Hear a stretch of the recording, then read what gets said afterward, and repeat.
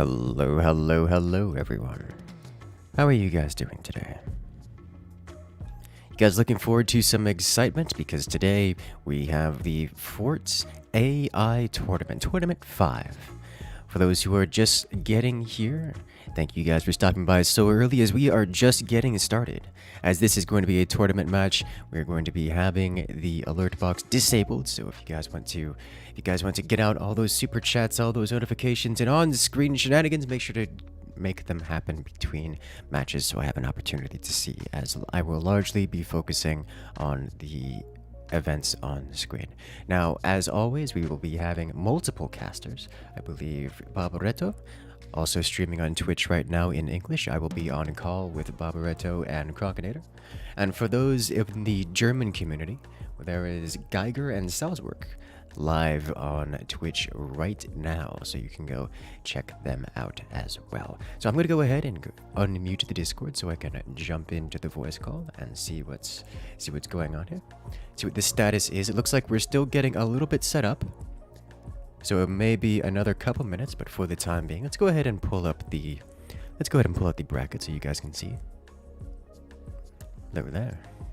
Welcome, you guys can at any point in time use the bracket command to bring up the bracket for yourselves. But let's go ahead and unmute and check in on the status here. Hello there. Looks like Bob is still spinning up his stream there, but I am in the call now with Croconator, who is hosting this tournament, the tournament manager, as it were. Hello there. Hey. I believe you're coming in a little quiet on my end. I'll turn you up a little bit, but I've got you maxed right now. And Howdy. looks like Bob is here. Hey, so Bob is Afternoon, now guys. here. Good afternoon to you as well. In the lobby, I do need to have my team set to observer, and I believe also yes. proper settings. Not quite Thank you. configured just yet. Oh, I only downloaded it. Okay, I see.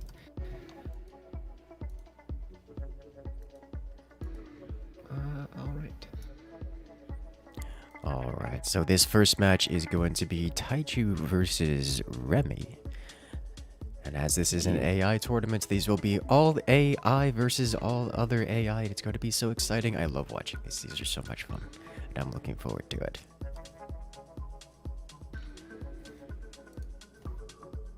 Yeah, this should make for some very interesting matches. The last one was definitely something to behold. Let's see if we see 100 mortars again. Oh my gosh. I kind of can't wait. expect to, and I hope so much. Oh yeah. I mean, now that it's only one base, obviously they can only get so many, but I'm sure that will be pushed to the limits by somebody here. Oh, I'm quite certain, especially on this map. Like, even my AI, which is not really meant for AI versus AI shenanigans, very good at the whole mortar thing. I disconnected from the lobby. Oh, I think you did earlier as well, because I think I set you to observer. Okay, Something might have happened. Okay. Set the host has timed out, which is a great experience. All right. Oh, lovely. Okay then. So I believe we are ready to go. Yes. I think so. Let's just go over the AI philosophies here. Yes. Just 1 second. First off, we have Taichu, who's AI philosophy. His AI Yes, philosophy is, it's an AI. Nothing special to see here. I know. I don't. We have the philosophies here so that the competitors can actually say something. As usually they would be present, but for an AI, they're not really present. They're happening asynchronously away from the players. So we want to make sure to give them an opportunity to say something, but not everyone wants to say something. And in this case, Taichu just wants to say, hey, I'm aware that I can say something, and there's nothing special to see here. Oh yeah, leaving the surprise to the last second. And this one, facing off against Remy, says he likes to call this one the hasty, not because it is, but because I am. Now, if you'll excuse me, I have an AI to go record. So this one, I imagine, made in the last few minutes of the tournament, before the deadline. Oh, like most, I'm guessing.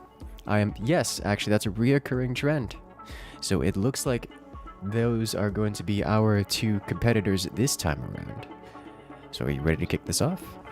I think so. Let's Alrighty. let's do it.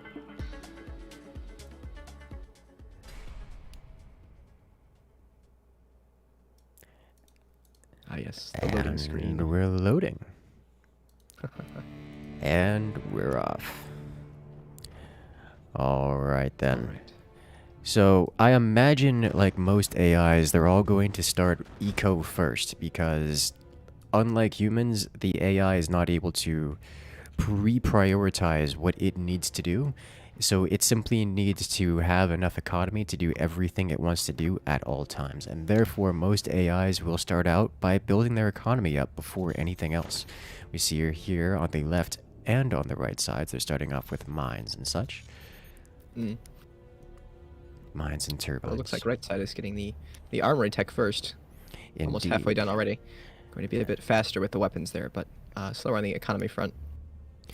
They also did some reorganization of the structures, giving it that 2.5 high bracing.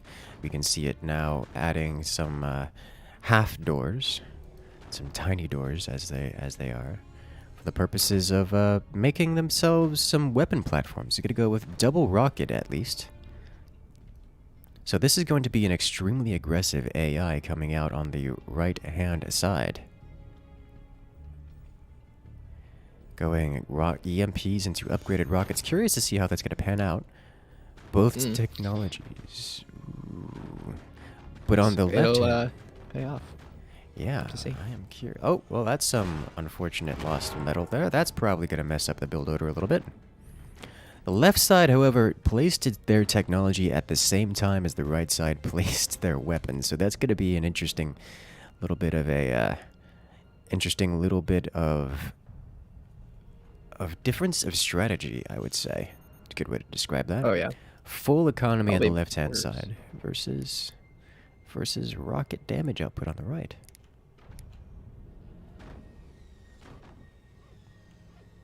Yeah, Taiju seems to be going for the more slow and steady.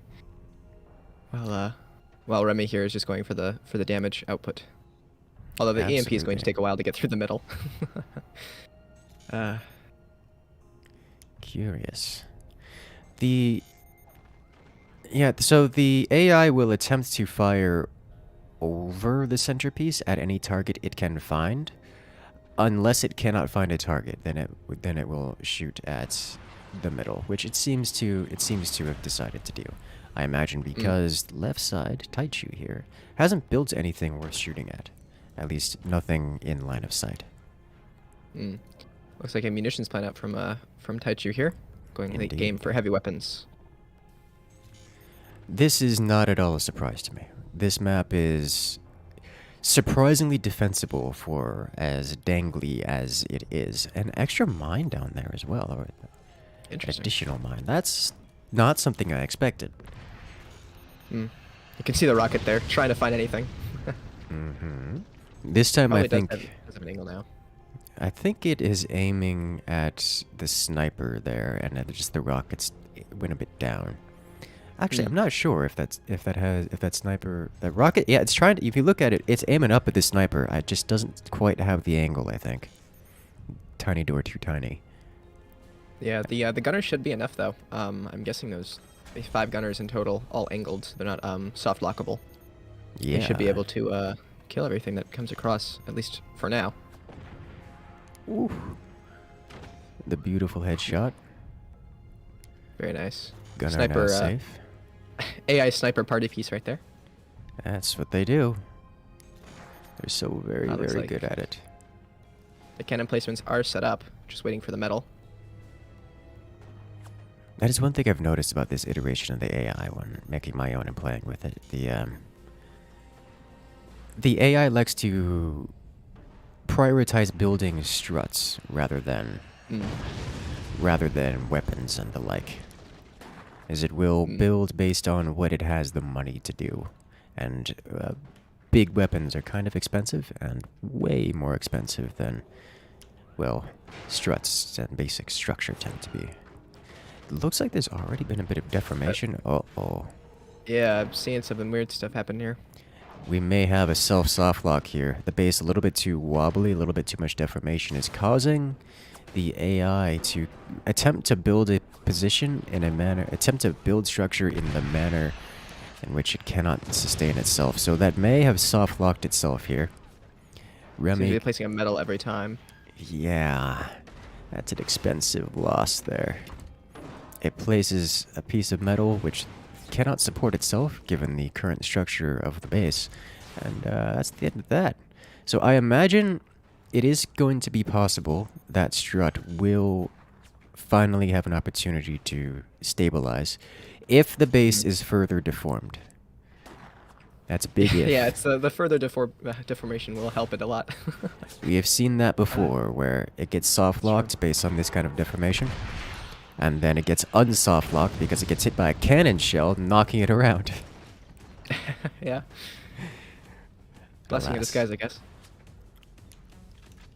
Yeah, that's the only downside of doing the small doors with an AI. They get very, very easy to become a bit off skew, unable to be built anymore. Indeed.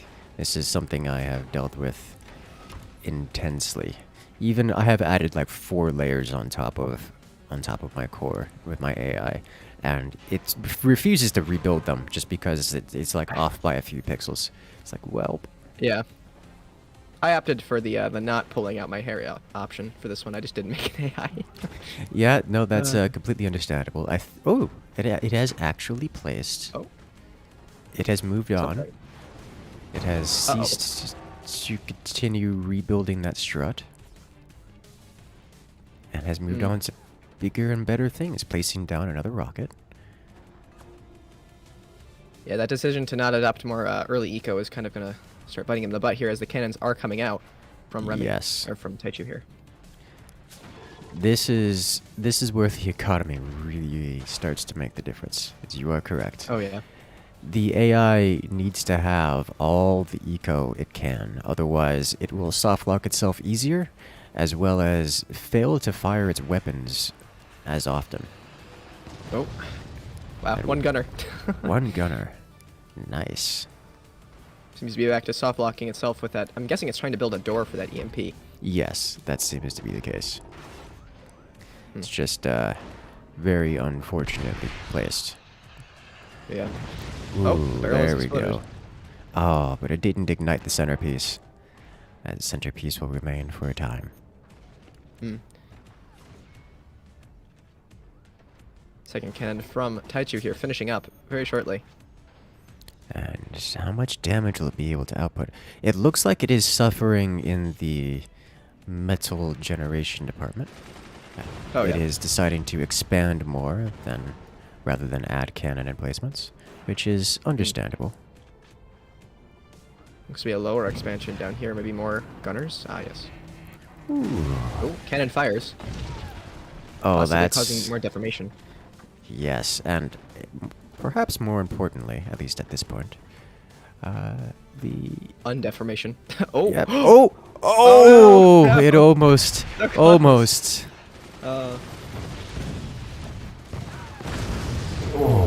The rocket fired, I think, as the debris was falling, and it exploded itself. It did. It fired as it was falling and as the debris was falling along with it.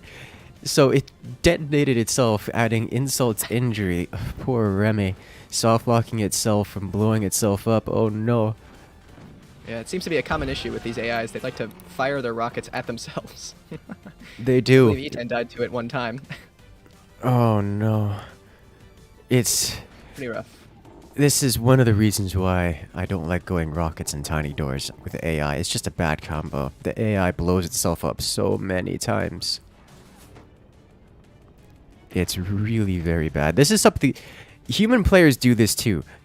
Credit where credit is due. Human players do this too, where they blow themselves up. It's just Oh, yeah.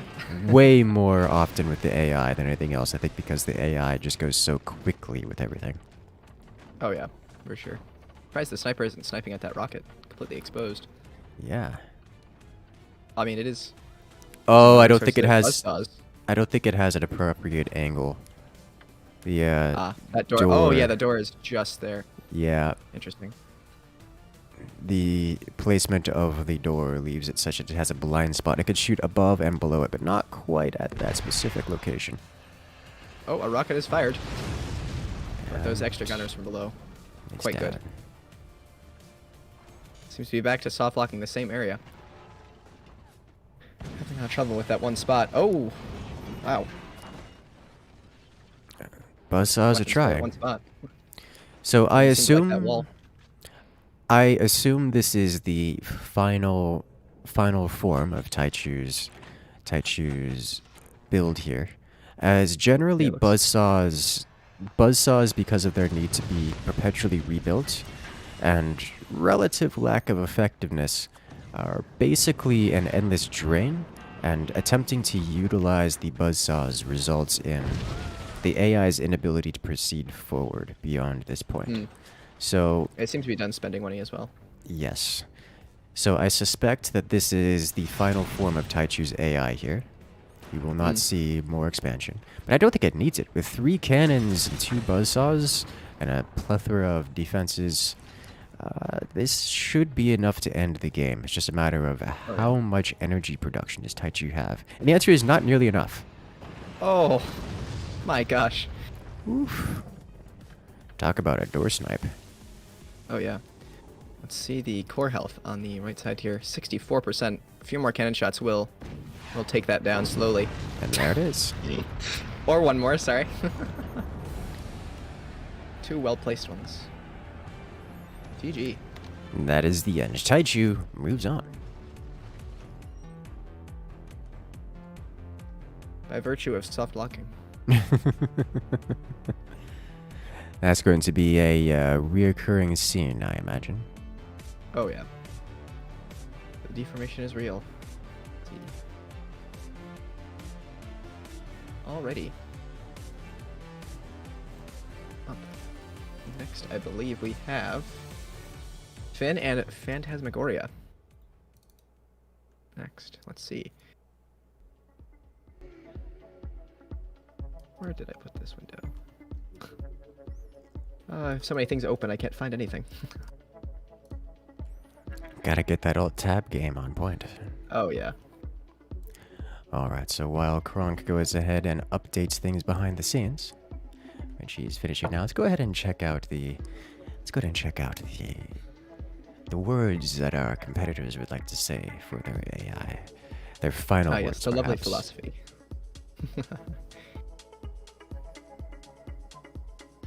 Alrighty. Looks I like believe- Finn has. I believe Finn has not given any final words for his AI, but don't believe so. Phantasma has. Something about rockets and being devastating to the economy. Maybe I should have brought more.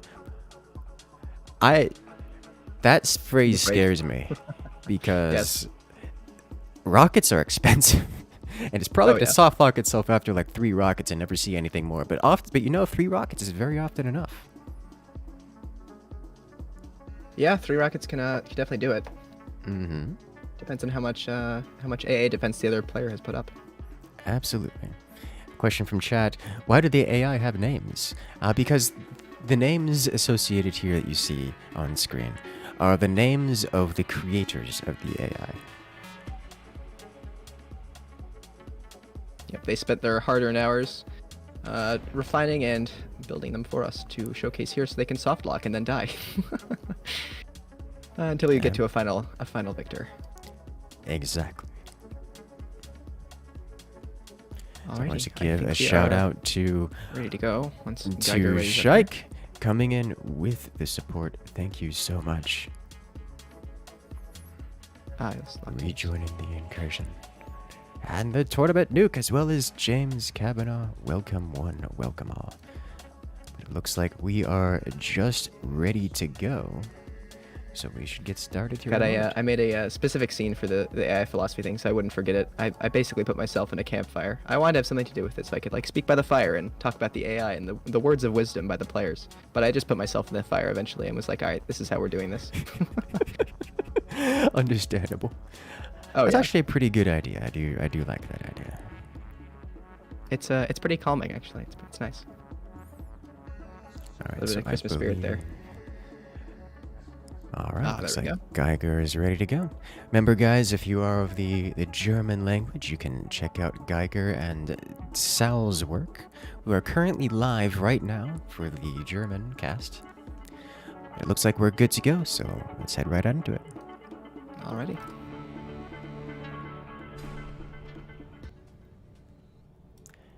And we're off. On the left side, it's Finn's AI. Starting off with what I imagine is going to be 5 mines and a pair of turbines. Facing off against Phantasmagoria. Interesting. Going with the tech right away. Now, Phantaz did mention that they were going to go rockets. And considering with the tech early, I imagine that's going to be earlier rockets before economy, which leads me to believe they're not even going to be able to support 3 rockets. Because rockets are super expensive. But Oh, yeah. I'm curious to see how this is going to pan out. Oh, that's an interesting AA defense. I quite like that, actually. That is Interesting. quite So good. both of them can fire either up or down. It's very nice. I'm going to remember that. Yeah. Taking down notes as we're going. Up. And on the left side, you are correct. 5 mines and the turbines. Well, singular turbine. No tech yet. Oh, no, they're mine. Jeez. I do not blame players for going for that mine, but I strongly suspect that's going to slow them down far more than would be considered acceptable or reasonable in this instance. I wonder if we're going to see an upgrade center anytime soon from the right side. Gonna need to wait a little bit for that metal to accumulate with only having 3 mines. For his sake, I hope not.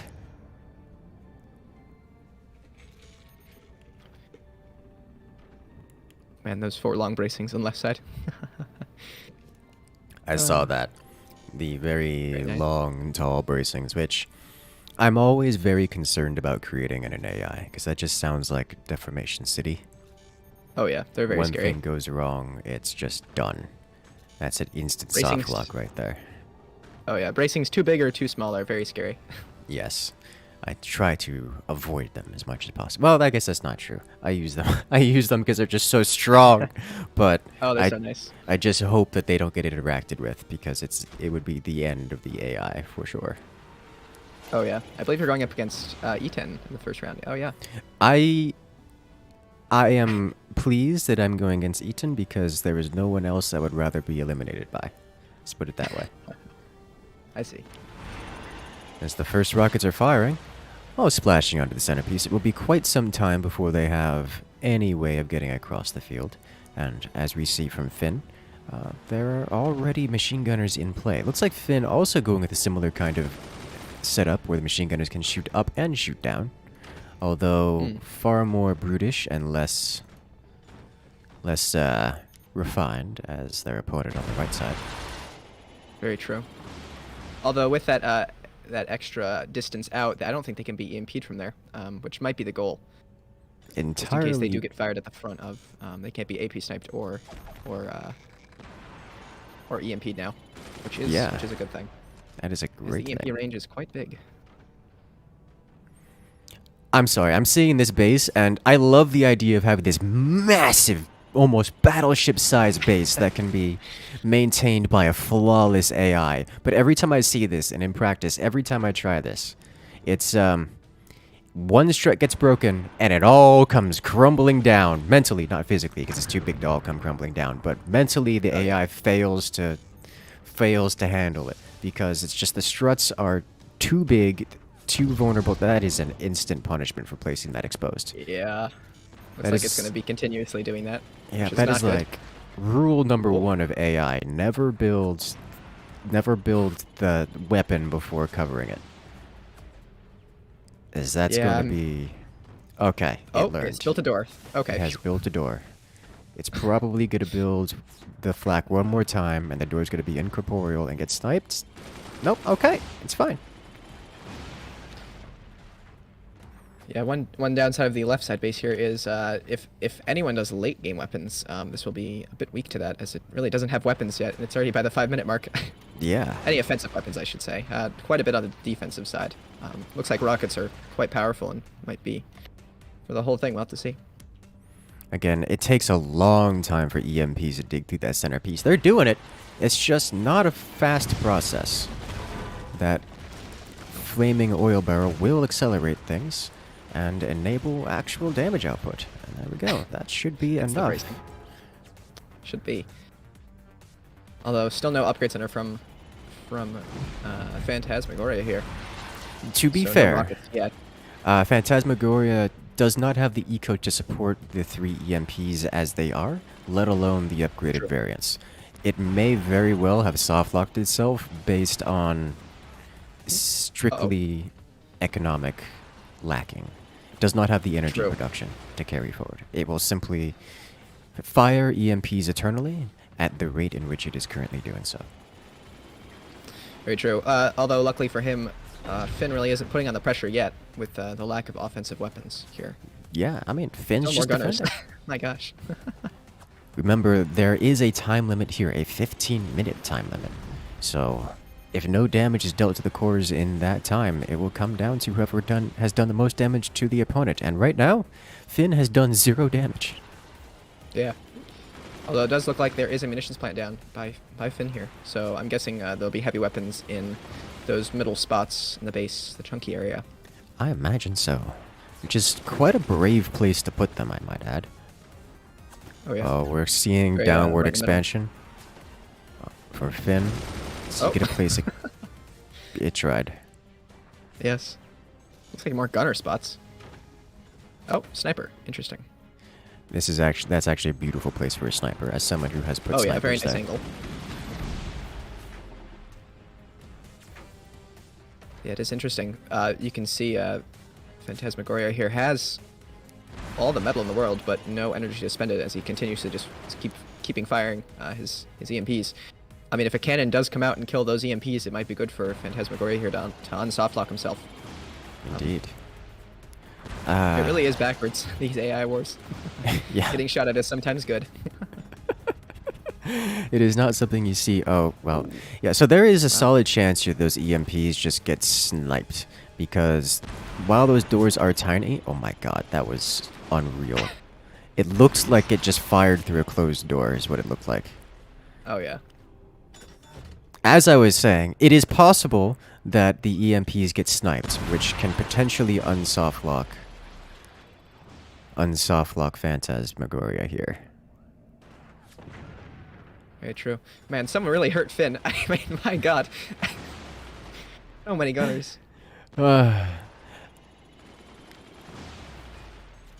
Jeez. No I mean, he is kind of capitalizing on the cannons. fact that buzzsaws in AI battles are not very effective at all. Yes. I mean, they sometimes can be, but it's really just a random kind of firing pattern, which To he is be definitely fair- taking advantage of here. To be fair, buzzsaws versus Finn would actually be useful, because the buzzsaws, for those who don't know, buzzsaws do not aim at wood struts, they do not aim at anything that is quote-unquote vulnerable. Buzzsaws aim at weapons, which means they, most of the time, are aiming at doors. However, if you notice, most of Finn's weapons are actually machine gunners behind wooden struts. Not just wooden struts, wooden structural struts. As in, the main structure of the base is also the defenses of the machine gunners. So, coincidentally, the AI would be able to shoot at the weapons and deal real damage by hitting the main struts of the base. Yeah, very true. Interesting. Cannon down. Another placement is there. Looks like we were right about where the cannons would go. Jeez. Curious. Seeing all of these gunners reminds me of how many mortars can go on this map. Yeah, yeah. Oh, To think it scares me. almost every one of those gunners could have been a mortar, which is just Oh, yeah. wild. Places up top, places down below, and all of them coalescing in the same brace to just dig straight through to the core. Mm-hmm. Oh, I can't wait. It's something. Mm. And it's satisfying to see. I'm not surprised to not see mortars much. rockets are an extremely effective weapon on this map, far more than mortars, and mortars are specifically very easy to defend against in this map because of things like Finn here, which is just a machine gun nest. He is a giant machine gun nest is what he is. Really all the bases. It does look very cool though. I like how big and grand the base is. Yes, it is satisfying. Oh yeah. My gosh, the snipers. Snipers do what snipers do. There's a lot of them. And I am a little worried about Phantasmagoria Space here with the snipers really just having 2 door defenses, but nothing behind them to protect the core. So if a cannon does happen to get a door snipe, which, you know, could happen. Yeah, Especially tends if I to say it happen. won't. That could be a one-shot, one elimination. Oh yeah. Looks like the cannon is ready to go once Finn gets a little bit more energy, which is happening right now. We'll see the cannon fired, and with it, a potential game end. Oh, always trying. It's gonna rebuild itself a little bit, replace some lost innards. Yeah, I'm surprised they don't get more turbines in the back there. Ooh. I mean, it really is just 4 turbines to fuel the whole base. Yeah, I mean, at this point, considering the lack of weapon firing, Finn hasn't really needed more turbines, but that is going to change the moment that second cannon completes. Oh, very true. Oh, looks like it is ready to fire. And Nope, not yet. rebuilt to sniper instead of firing. Building some snipers up top as well. Just trying to spend more metal. It's just always a good idea to keep it going. Indeed. This is something I want to mention now, while is a good example of it. In AI versus AI, tiny doors like we see on this top sniper from Phantasma is extraordinarily powerful. It is the ideal, it is what you want to have. Tiny doors that can only see a small section of the opponent's base and can be opened quickly and closed just as quickly. And that one tiny door is basically ruining Finn to a point where Finn can't quite fire his cannon because his cannon takes 75 metal to fire. And he doesn't have that kind of metal lying around because he keeps having to rebuild all of his weapons. But now that Phantas Sniper got counter-sniped for the first time in a long while, you may see that cannon actually fired from Finn. Well, there is no target prioritization for the AI. It will probably just get lucky and fire right below the core there, or right under the core, right where those bracings are. Just wood there. Not much protection. Nope. The bottom one might fire. Nope. Does it not have a line of sight of the thing it wants to fire upon? Oh! And what did I say? Yep. Straight to the core. Second one firing? Maybe? Not? Always trying. Alright. Very bipolar, these AIs. Yeah, I think it's having some issues firing at the target it wants to fire at. Just due to the slightly too high placement of the nodes in the center. Which Yeah, those tiny doors can mess up an AI a little bit. Yeah. Shouldn't be an issue for humans, but for the AI, I think might cause a little bit of concern. Just doesn't have direct line of sight, even though it can arc up and over and still hit the target. I want to see the base that will make the Finn here work hard for defending himself from AA stuff. I want to see the base that will make it struggle. Oh, me too. Because I can't imagine it existing. So at this point in time, there is 90 seconds left in the match. Finn has done actual core damage to Phantas, so we will see at the end here, Finn will be victorious if it goes to the timer. Entirely possible it will not go to the timer, as Phantas' base is not sufficiently defended from cannon rounds. So this could end in a single cannon shot at any point in time. 2 well-placed shots will end it. Absolutely. Or a door snipe, whichever comes first. Yes. They don't ever happen in AI battles, though, so you know. That's 60 That's the 1 seconds minute on the clock. Timer. Jeez. God, that top sniper from... That upper sniper from Phantas is just ruining Finn. Oh, yeah.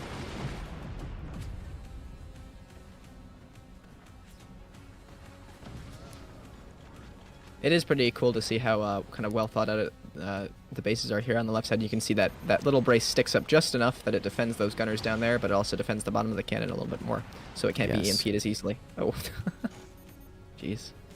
Oof. What a snipe. AA snipers, am I right? Mm. It looks like Finn here doesn't get more batteries, which is interesting after having 3 cannons. Oh, more turbines. There we go. So it begins to ramp up the energy production at the last few seconds. I know. I know that feel all too well. Mine builds all the way to the 30-minute mark. Oh my gosh. It just keeps nearly going. the same damage. Yeah. That's pretty good. But with that, Although, of course, Finn the core is damage. victorious.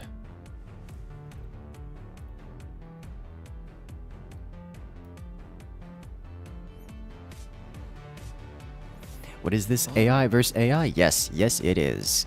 And Finn's AI has moved on to round 2. Next up, it will be E10 versus Incursus. A matchup I'm familiar with. Hey, I know that guy. Alrighty.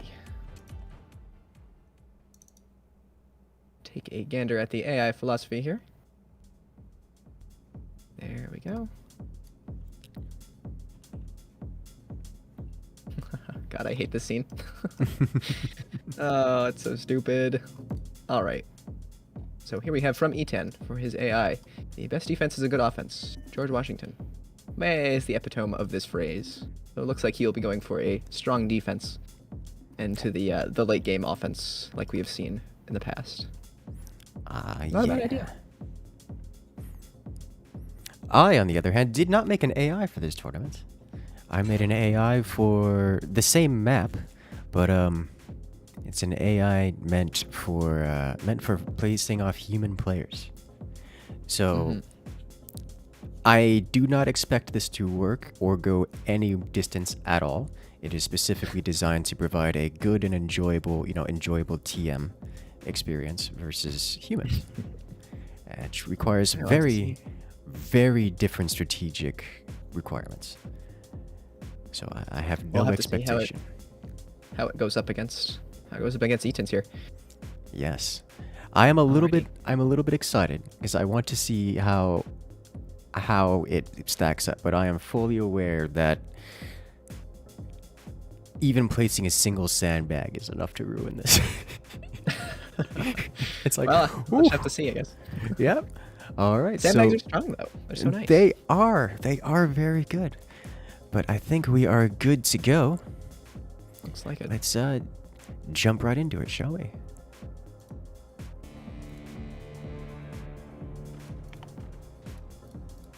Alrighty. And On the left we're side, off. we have E10. And on the right side, we have Project. Is it Icarus? I don't know how to. I don't remember how to say his name. No one does. I have yet to figure it out. No one It's knows how a to spell it. mystery Let's for say the it. ages. Gotta keep a list of all the spellings of Incursus. There's quite a few out there. Indeed. So I can tell you from experience as the creator of this AI that we will be going very heavy into the mines and economy out the gate. Whereas Eaton, I'm quite certain, has built an AI almost dedicated to defeating me. You can see he has a completely exposed core. And we'll be going for mortars at exactly the 60-second mark. And for those who are unfamiliar with my AI is specifically designed to be vulnerable to mortars. This is intentional. It is designed to lose to mortars. And it is with great prejudice that Eaton will be building every mortar in the world and ending my AI. Oh yeah. That's how that's just gonna go. I'm surprised he didn't delete the foundations and replace or delete some of the bracings in between the core and the top to get some ropes in there. Oh, he is. So So my gosh, so many. Mm-hmm. I mean, one AI here we sniper go. will do something here, but I I'll be doubt it. They've got a pretty decent angle here. Oh yeah. I like the. Oh, I thought it was a freestanding door. I couldn't see the thing behind it. And I was like, oh yeah, it's balancing well. Oh, This is going my to be a gosh. very fast match.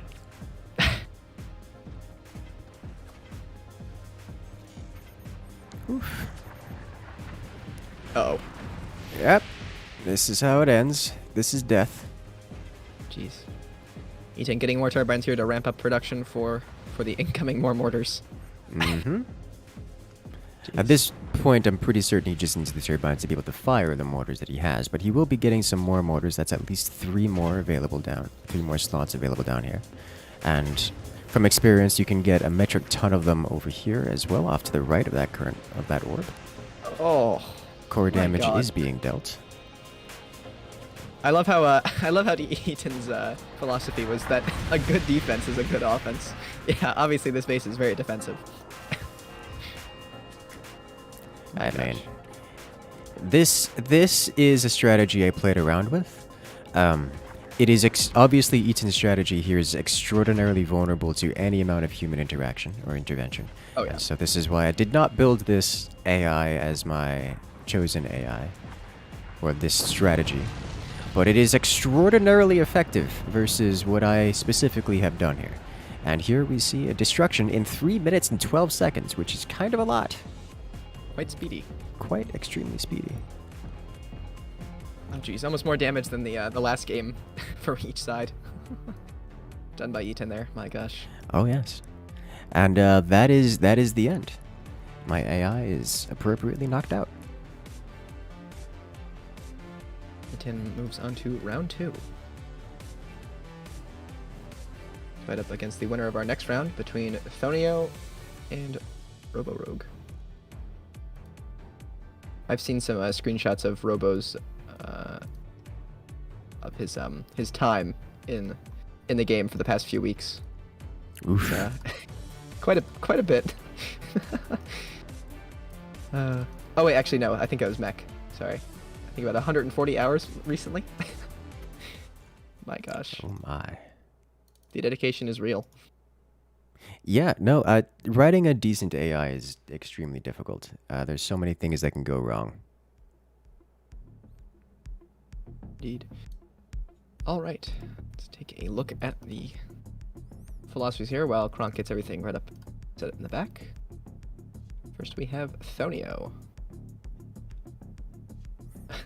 Seems to be a line of code here. While enemy is not dead, add more miniguns. Oh, that's I like it. exciting. I like that. It sounds good. And then Yeah. from Robo-Rogue we have... I changed it so many times, the final version I only tried to make 3 times and tested it 0 times. In total I spent like half a day making this. Haven't even tested if it soft locks. The AI itself, like some gunners, IDK. I don't know, 3 rockets, 1 sniper. Help, this is painful. Correction, the new strat I made in an hour. He seems prepared. Very indecisive. Oh yeah. Should be very interesting to see. I'm excited to meet the minigunners. Incursus was streaming Awesome. his build, so I'm sure Eaton saw it. Oh, I'm quite certain. Though I don't think that had anything to do with Eaton's strategy there. Mortars are just strong, and mortars are a strong guest versus other AI when they are built at the 60-second mark and spammed as they do. We have seen time and again, like last tournament was a good example of exactly that strategy. Literally just fielding as much damage output as you can. When it comes to building AI, specifically against other AI, there are 2 strategies you can go for. You can, and this is the best strategy, just try to kill your opponent as fast as possible and pay no heed to what the opponent is doing. Because the reality is there are so many different things you can do, you cannot account for them all. So instead of trying to account for all of them, or even some of them, you put all of your resources into preventing the enemy from doing whatever it is they were doing. Mortars at the 60-second mark are exceptional at that. So Yeah. just apply every pressure you can. Displayed by other- multiple AI battles now. Indeed. And the other example we've seen is what Thonio did with his massive base that's designed to try to keep track of everything. It is safe from everything and will eventually win by virtue of being safe from everything and eventually getting out cannons to snipe the core. Those are the Yeah. two polar strategies, and there's really nothing in between. Nothing functional in between. True. All right, I think we are set to go. Indeed. Map is updated and everyone is ready. Let's do it. this.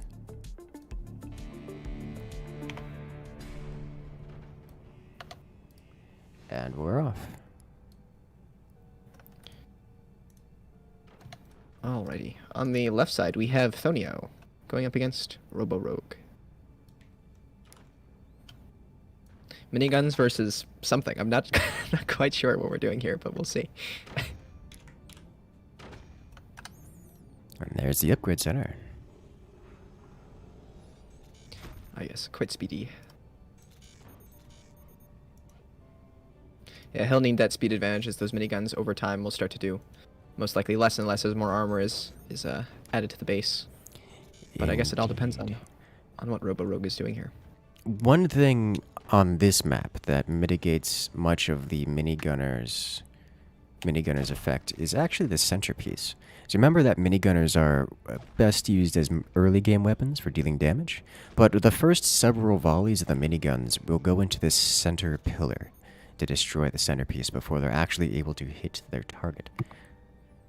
That will give Robo Rogue, in this instance, an opportunity to defend themselves or complete their builds, apply any amount of pressure, before the miniguns are able to take advantage of their early game aggression. Looks like Robo Rogue here is going for at least maybe tier 2 weapons, as he has a lot of mines already. Could be rockets, though. Would be slightly unfortunate, as armory weapons have a bit of a debuff against miniguns. Miniguns have a multiplier against those weapons, so starting off on a little bit of a down foot here, but we'll have to see how it goes. Those tiny doors help a lot. I mean, they are miniguns. Miniguns are the kings of the early game, as they are. Unless we're talking about AP, unless we're talking about AI snipers, those could probably also be considered the undisputed kings of early game. Very true. Looks like to get around the centerpiece here. Yes, I remember the name. Thonio is building his miniguns a bit higher, so he can go over rather than through. That is an excellent idea. Obviously, you will need miniguns that will be going through, because going over does not really solve the problem. But it will help out, at least to start. Yeah, applying that early game pressure is very key. Which he will be able to do now, which is good. Looks like we have the first EMP coming out of Robo Rogue here. Doored and almost ready to go. About the same time the miniguns are completing. I wonder... yes, he's getting more miniguns up top. Wants to go for that height ability that he can. Here we go. Oh, man. Oof. Kronk has disconnected. Rip Kronk. Looks like My game crashed for some reason. he should Okay. be able to get back in. Yeah. You know, the super secret password that we made.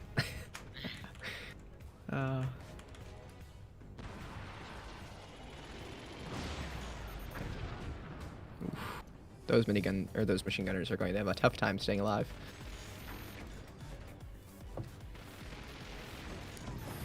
Ooh. Gone up to 5 miniguns, and I imagine this lower expansion is going to be for even more. Oh, The yeah. miniguns shred his opponent. Interesting. With the weapons down on below on Robo Rogue's base, the miniguns try to aim down there for it. Destroying the middle. Inadvertently, kind of. Yes, these miniguns down here will be going through the base, it looks like. I think at this point the miniguns have already effectively won the game. The amount of I think so. Oh, the amount of damage they're doing has effectively stopped Robo Rogue from whatever strategy they're attempting to go for. The EMP start simply will not get off the ground for so long as these miniguns exist, and Robo Rogue has no plan to deal with the miniguns. No snipers, nothing that could potentially contest contest these miniguns. Yeah, an early game sniper would be very helpful for him right here. Indeed. I've not That's for sure. seen an AI build that is in any way, except for maybe the mass mortars, like the super early game mortars or miniguns themselves. But most of the time, if you're not going for specifically trying to kill the opponent at the 60-second mark, the sniper is just way too valuable to pass up. Yeah, for sure. Sniper is very well worth it. That's a lot of miniguns. I like miniguns. Miniguns make me happy. Jeez. Once they get doored, they're gonna start firing. Can't take any chances with them being just undoored and unprotected, as they can just quite easily soft lock if nothing happens. Mm-hmm. I do Quite dangerous, appreciate but- that, where the Oh, yeah. miniguns are fully completed before the doors are even added. This guarantees that they will not fire before having a door, which means that Oh, they yeah. will be safe from snipers, at least until they start to fire. So they always get to fire at least once. Yeah, definitely rather safe than sorry here. That is for sure. It is interesting though. This map does provide a nice little advantage for the turbines here in the back. Most AI games we've seen in the past, the turbines are just really shot first, but now it's kind of not an option. So the weapons are the main target here now. Yes, and it is nice, actually. Yes, I it's appreciate a change of that. pace, that's for sure. Ooh, those gunners are now Ooh, be gone. there's so many. I Yeah, am this seems to just be snowballing here. curious what Thonio's strategy beyond minigunners is. As I'm sure you're aware, AI are very good at just staying alive for a very long time. Like, you have to actually force them out of the game. They don't get demoralized. They don't really make mistakes in rebuilding. You have to kill them off. And minigunners, There is no rage quit. yeah. Minigunners aren't all that great at ending the game. They can suppress, they can deal damage, and in numbers like these, they can. But it's a long, slow grind. Mm. So I'm curious as to what Thonio intends to do. Because right now, I don't see technology being placed. I don't see additional turbines going down. No spending of any sort. Is it just at the end of its build? It very well could be. If it does take out that top mine there, that could very much could hinder the ability for Robo-Rogue's base to build nearly as much. Oh, yeah, it will absolutely miniguns hinder really the draining it. Yeah, well, hinder the process of rebuilding, reconstruction. Although it looks like the core is the main target now. I believe so. Yeah, the miniguns really focus firing here. With that centerpiece finally burning down, every minigun is free to engage. Every bullet shall land upon the opponent. My god. So nice. So many. Look, it's so extremely slowly digging through. Has finally removed the last piece of metal around Robo-Rogue's core. It's just the wood is cheap and meant to be replaceable, and it is being replaced. Yeah, the more staggered Thonio's fort fires here, the more time I guess minigun or the right side can get machine gunners up, which do cost more, which would hinder it more. But obviously, there's no control when it fires. It just does. And it makes a control group of 10 and fires them all at once. With its 800 keyboards. It has so much APM, unlimited APM, effectively. It's true. Just resources and the player holding it back. And Very close. that caused significant chunks of the fort to collapse. Uh-oh. Uh-oh. The different, yep, Oh, there it goes. well, the deformation doesn't matter anymore. 'Cause it's gone. And with that, Thonio is victorious and moves on to the next match. GG.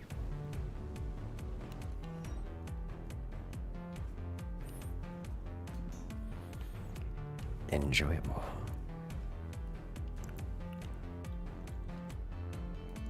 All right, let's see if Kron can get back in here.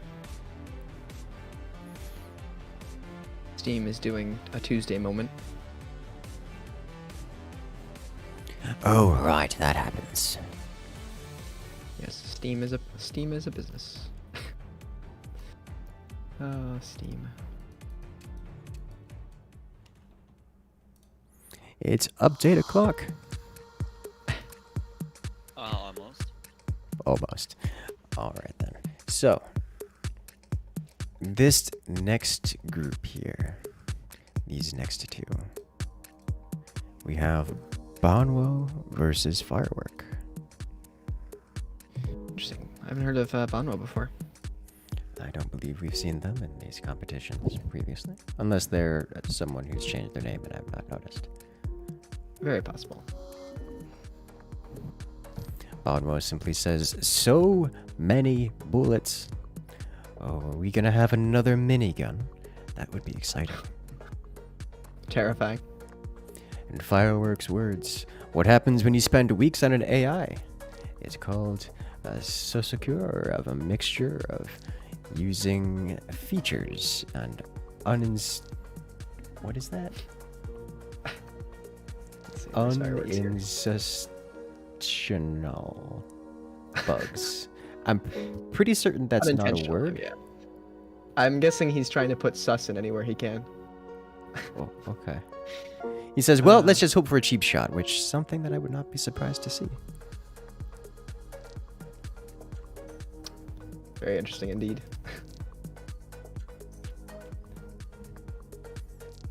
I get it. I see your... okay. You know. Yeah, We're- Firework has a track record for that. Okay. We're moving on from that one then. Oh god. Alrighty. So I think. Oh. Ah yes. Thank you.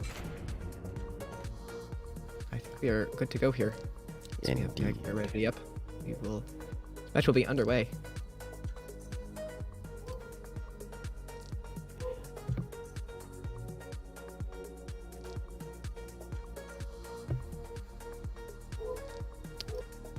Oh yes. Close all of my windows. Thank you.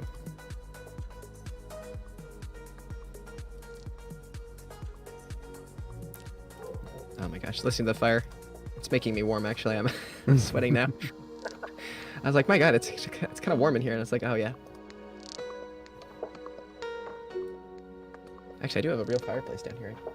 I don't know if it actually works. It's been a while since I've used it. Fireplace. As someone who lives in Florida, fires just sounds like a miserable experience at all points in time. Yeah, the fire is real. I just realized my mic was like turned up all the way. Didn't do that. Strange. All right. I think we are ready to go here. This match go underway. Let's do this.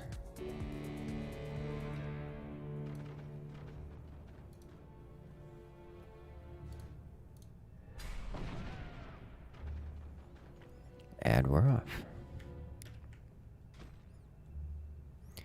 Here on the apologies. left-hand side, we have Bonwo. Starting off with an interesting placed turbine. That's a position I've not seen before. Electing to rebuild everything on the inside to get a super cheap turbine. On the other side, we have Firework. Curious as to what strat we're going to see here. Starting off with extra mines. Going up to 4 mines and a turbine placed in the designated turbine corner. The mines are very helpful.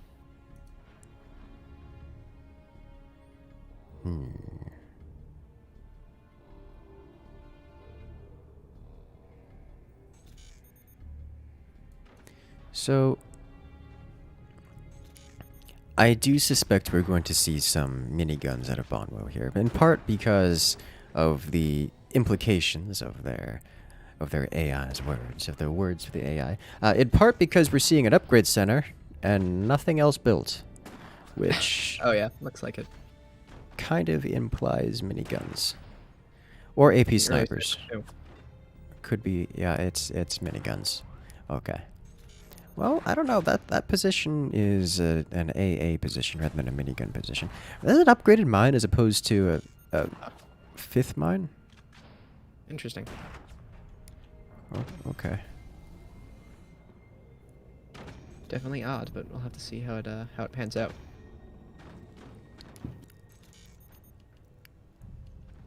This is one of the things I wanted to mention. Here we have this AI expending fairly significant amount of resources on expanding downward and building anti-air positions, anti-air gunners. Whereas neither player is building mortars. Those machine gunners here will not be used, and yet they are being produced.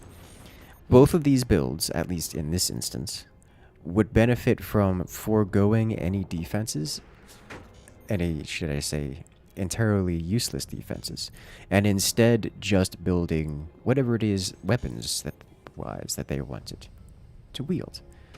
This is one of the reasons why we see so much reckless aggression out of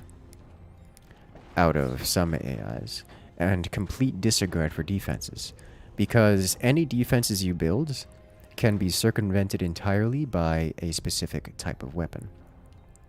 So if you were to say build these machine gunners, they will be effective versus your specified whatever it is you're trying to defend against, in this case mortars, and useless versus something like, say, cannons or AP snipers, or as we'll see here out of firework, it's going to be lasers, it's going to be plasma beams, in which these machine gunners also not useful against. And so similarly, Bonwo would have benefited simply from not building machine gunners. Yeah, And very that's- true. Very interesting base designs on both sides here. Yes, that much I must say. We have firework building very low. I assume he's going to be bypassing the... This is something that I've kind of planned for, because players like to do this against my AI. They build down, so I made sure to have multiple snipers. I have 3 snipers that can actually shoot this lower position. But they will just sit there and be like, hey, if I build down, I could be safe and turn everything into anti-mortar and then build my weapons down. That's you can, but also I will have 3 snipers looking at that position, so good luck with that. The power of angles. Very powerful. Uh-oh. Uh-oh. Oh, that's Those bad. guys- Yeah, those seem to be exposed there. I mean, if it does fire at the sandbag at all, we'll have to see how that works, but... Yeah. it could be Something I'd dangerous. noticed, the AI does actually prioritize the sandbag over things like machine gunners. So those machine gunners are probably safe TM. Safe from the sniper in... It's going to be like 19 out of 20 shots. Just because the AI prioritizes sandbags over machine gunners. But it will sometimes and inevitably target the machine gunner sometimes. Which is... there's one instance of that. There's another one. I don't like that one. Is it gonna go back to... I'm just looking to see when it goes back to shooting at the sandbag as opposed to the machine gunners. Looks like a lot of howitzer and possibly even like buzzsaw defense here from firework. Just a lot of external bracing, kind of a blade of armor. And that bracing style is specifically utilized versus howitzer. Oh yeah, it's back to shooting at the sandbag. Yeah, it's specifically utilized versus howitzers and buzzsaws. Neither of which I imagine are going to be very popular in this particular tournament, but it is possible. Yeah, they're quite a follow-up weapon, more like. Absolutely, especially kind of- given that, hey, it's fired at the machine gun once again. Yes, especially given the time limit. Those weapons are not going to have much time in the sun. I am curious as to making the the actual turbines have effectiveness of this ablative armor here, as that's basically unrebuildable. You cannot if it gets deformed, that's not coming back. Yeah, that would be very tough. And there's the laser position. This laser should be able to go straight to the core. Those shotguns Yep. are trying to make it through the centerpiece. Not really succeeding particularly well. The slanted armor is a bit of a problem. But they're slowly doing it. If Banwo's AI goes on from this match, I can definitely see a lot of places where this AP sniper up top will be detrimental to the other players. Oh, It would absolutely. be very painful.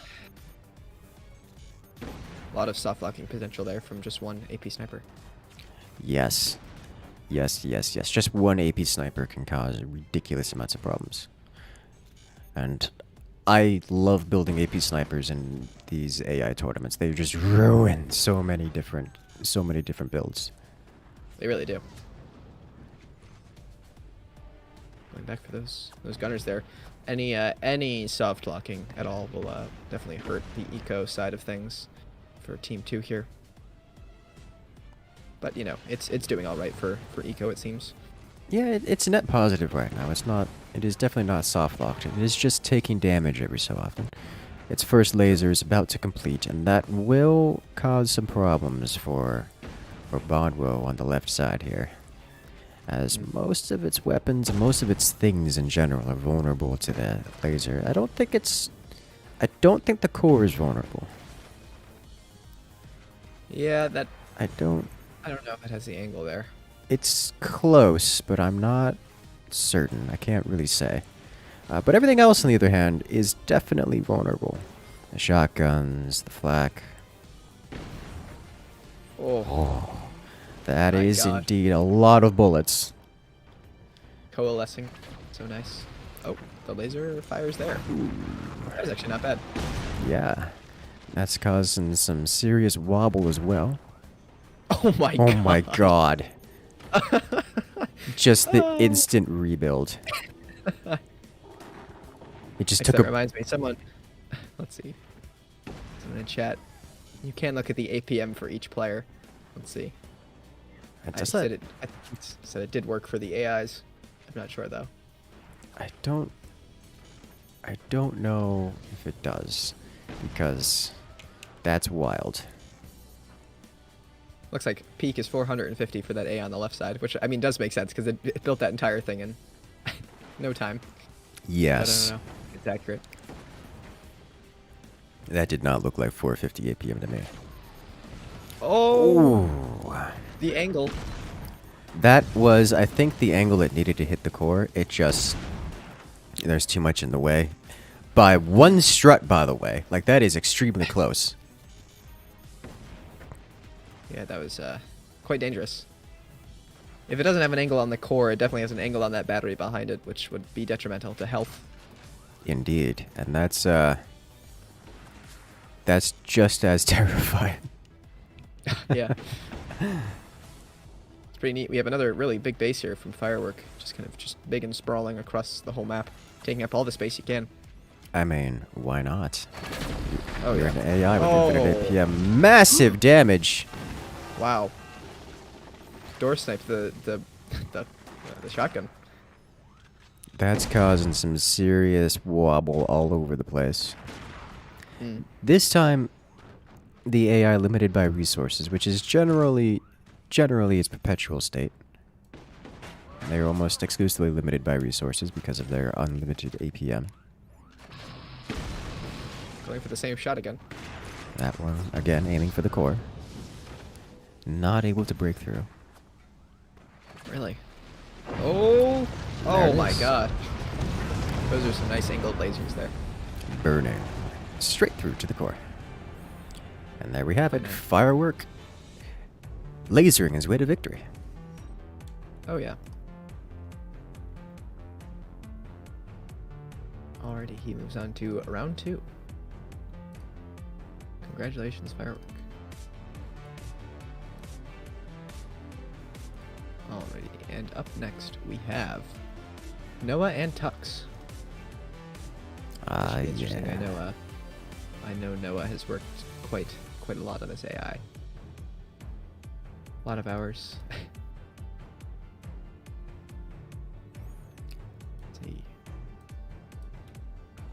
I am excited to see what Noah has come up with.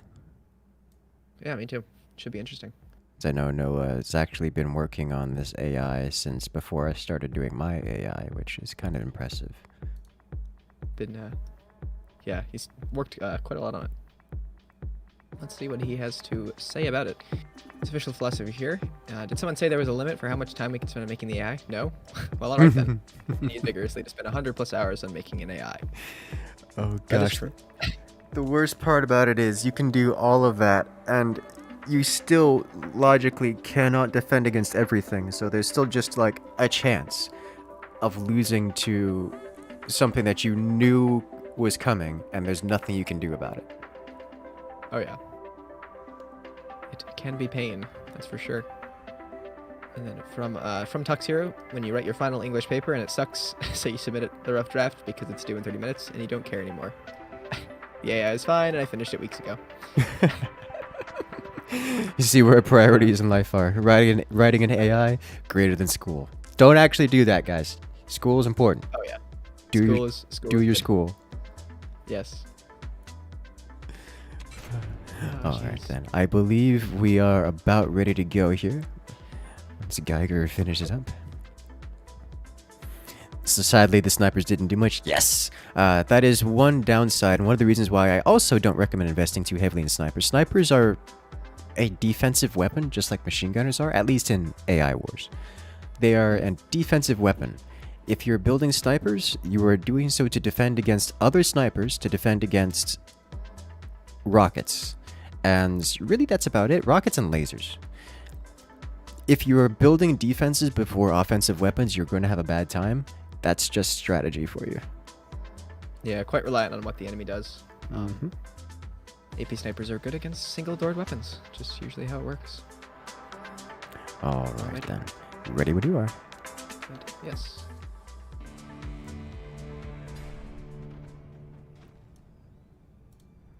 And we're off. On the left side, we have Noah. Jeez, that's some fast turbines there. Yeah. And on the right.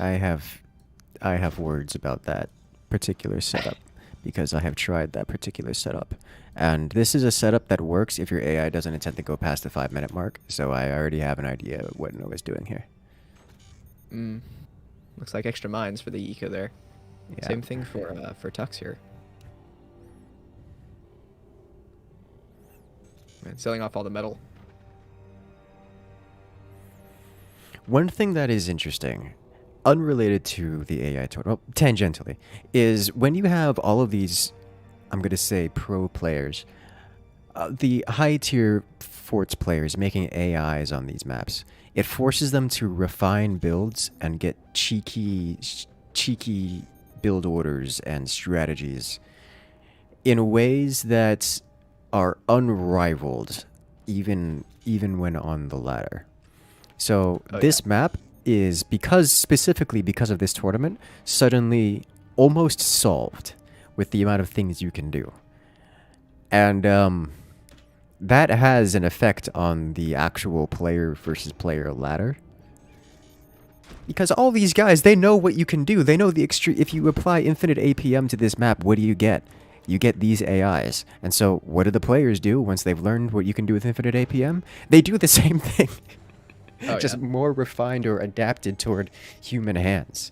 And so I kind of expect to see things such as Eaton's mortar rush on this map specifically. Because why not? It is that powerful. Rip Geiger. Yes, looks like Geiger has disconnected. I believe Salzwerk is the one casting, so they still have their man in the chair. I was about to wonder, is it pause time? As I don't think the players will be complaining. That's true. We can if you'd like. Well, it's gonna be up to them with Geiger. It looks like Geiger isn't even in the call anymore in the Discord, so I'm thinking that might be a outside issue. Yes. Okay then. We'll Rip carry Geiger. on. But Oh my gosh. if Salzwerk screams at us like, "Hey, pause!" we will absolutely pause. Yes. My gosh, the AI is so speedy. Ooh. First EMP. First rockets are fired. Oh. Beautiful shot, shutting Shot. down 2 mines, the technology, all the technology. That's very nice. Good. Those lower EMPs, very nice angle.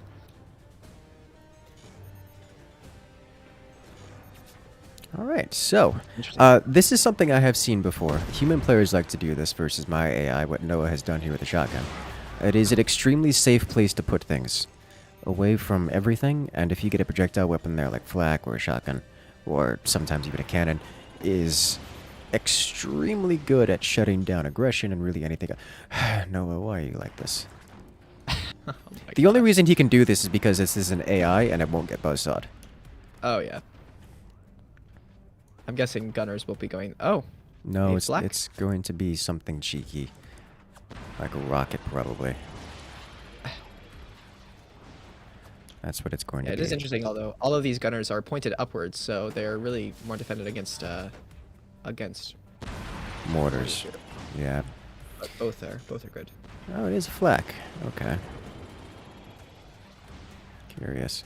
Pretty funny. The shotguns with the AI is basically like Warthog's passive, where you can make them into the AI fire at the gunner or the anything that comes out. Hmm. Pretty funny to see. It is a shotgun. Shotguns are Okay. nice. Yeah, no, the so when dealing with AI on this map, it is extraordinarily difficult to. The mortars are already trying to snipe it down. When dealing with AI on this map, it's impossible to actually cover every angle. And as you are familiar, the lower angles in forts are harder to cover than the upper angles, just because of the nature of machine gunners and their firing arcs. So angles from below are kind of difficult to deal with, and most of these AIs, as you have seen, just don't, aside from maybe like 2 gunners that can aim down. So rockets from below, let's say where this shotgun is from Noah, is just kind of extraordinarily powerful. Even Tux Luigi has come to the same conclusion, although to a lesser extent. Hmm. Speaking of the lower angles things, I saw something on the Fort subreddit, which was utilizing shotgun barrels to connect portals from a nuke to something that would drop, and that was connected by portals, so it would fire from like the bottom of the map, and it would just stay connected to the fort the whole time via the barrels. Oh. So it was like this payload that would just drop and then fire the nuke out of it. That is They would just go flying under the base. It was kinda cool, actually amazing. Yeah. That was I my have idea. attempted things like that, and every time it has resulted in the self-destruction of the nuke as the nuke leaves the portal, and then the object falls upon the nuke, causing it to explode. Yeah. But Yeah. it does work sometimes, and often that is enough. Yeah, it'd have to be lit very specifically, so it does not do that. It's very similar to fort ships, where people Yeah. fire off into their own ships by virtue of just going too quickly.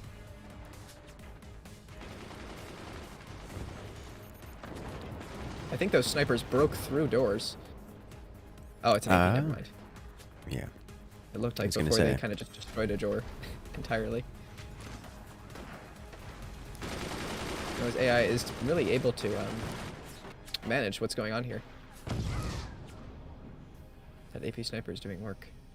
No, just Noah's AI is just screaming to get buzzsawed, and yet a mortar still manages to snake through. Oh no! My gosh. But yes, this is what we had mentioned before about the AP snipers. Despite being protected by a door, the AP sniper just cuts clean through it, and that's the end of Luigi's income for the foreseeable future. It does cause some issues. At this No, point, Noah has been on the defensive this whole time. Looks like he's about to change to offensive once those rockets get up and running. so it would seem. Right, And that those would be rockets, the angle on them is brutal. It's gonna wipe Mm. everything out. It's very Yeah. nice. No, Luigi's AI has been effectively soft locked due to the AP sniper, and that's just a matter of how long. That gives Noah all the time in the world to do anything they want. What they want is rockets, and the rockets are landing. My gosh, that low sniper or that low shotgun is just able to take out so many in one shot. Yes. Crazy. Surprising, actually, but effective. That does make sense, though. It's a nice angle. This is what I expected from Noah's AI, though I'm kind of surprised it took him so long to get here with the You can't rockets. see the hours put in, though. Oh yeah, oh yeah. Like I Yeah, can you can see the time put in here. everything from this double sandbag in front of the shotgun. Like this is very very well thought out and optimized. Like, look at the doors on these snipers up here. He's got 2 of them. I wonder if he's how much time he spent on this trying to fit this. Because 3 snipers is the perfect number for offensive sniper placement. Because 3 snipers takes out a cannon. So what ends up happening is an opponent goes for heavy weapons. They open their tiny door to fire their cannon, and all 3 sniper rounds hit the cannon, causing detonation. It basically 3 snipers adjacent to each other, like one on top of another, this close together with these tiny doors, all aimed at the same spot, is sufficient to effectively defeat any opponent that goes for heavy weapons, period. So 3 is the perfect number of snipers you want to have for that. And I wonder if Noah has spent time trying to get a 3rd sniper, or if Noah even cares, because why would you care if you have 5 rocket launchers? I mean, to be fair, he does have 5 snipers in total, but just not all in the same area. Unable to fire at certain places. Yes. What's the shotgun in the back supposed to do? It's supposed to defeat this strategy that Noah is going for. It is supposed to aim it downward at rockets. So you'll notice this shotgun in the rear fires at rockets that come from here. And it's entirely the reason, well, at least partially the reason, these rockets, at least at the beginning of the game, were unable to get real damage done. Yeah. That plus his snipers. Well, yes. Well, so Luigi, if you remember, Luigi got their rockets out first. And they had them fired first, but they didn't make it across the map because of that shotgun. And then Noah built the AP sniper and softlocked Luigi. Noah says 2 snipers is better, or at least 2 is better, I assume, about snipers. I mean, I don't know if it's He better. does steal a deal, just in case something happens to one of them. 2 The more does the better. deal with lasers, True. that not cannons. Of course, 3 is more expensive than 2. Ooh, if those rockets can kind of weave under that little ball there, kill the foundation that the gunners are sitting on, that would be very nice for them. Yes, that is actually one of the best reasons to have the rockets in that location. Because it is almost impossible to defend the bottom side of these gunners. And that is the primary defensive position and offensive position of the base. Definitely the spot. Oh. Oh yeah, that's a problem I've seen a lot. The rockets will just aim at the core and slam into the center base. One sniper will always kill a fire beam? Yes, that is true. Very close. Oof. My gosh, these rockets are so many. Ooh. That is Something some... died. That was the technology, I believe, for the workshop for the mortar tech has been destroyed by impulse. Very nice. Ooh, that lower expansion just getting hammered. Oh yeah, this is Into is drained of metal right now. and it's going to remain that way for the remainder of the game. 3 rockets alone is sufficient to softlock any person, AI or otherwise, start that death spiral. And Noah's up to 5. Oh my gosh. Wow. So that's going to be the end of Luigi's base. It's just a matter of time. Yeah, those mortars are not able to really get through at all. The shotgun's putting in so much work. Oof. Oh, got one. One gunner removed. More Oh, rocket. exposed mortar. Instantly. Immediately obliterated.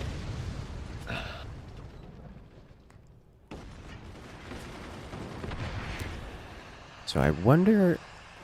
There are 2 minutes left in the game. would be surprised. I wouldn't be surprised to see it go to the timer. Mm. But I'm wondering if it will or not. Yeah, Tux does have full eco here, so he's not. I mean, he is having trouble with eco, but not as much as he would be if he had less mines. And Noah's not really expanding more here. He's kind of just been sitting here firing continuously for the past few minutes. Could get a lucky shot on the bottom. Yeah, very possible. Like, this is clearly the end of Noah's build. He doesn't need to go further, surely. And as we can see here, it is slowly digging through, but the AI is very good at rebuilding. And it's not digging through quickly. And there's the first official core damage. Oh, there it goes. Well played. Excellent. And there's the Rocket end. Noah moves on. 13:37 on the clock. Not bad, not bad. I think a well-deserved victory. Oh yeah. A well-earned victory. A lot of time put in.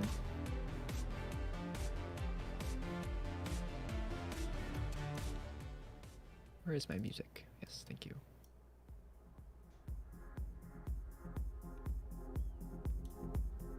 Next up, second to the last round, or match in round 1 here.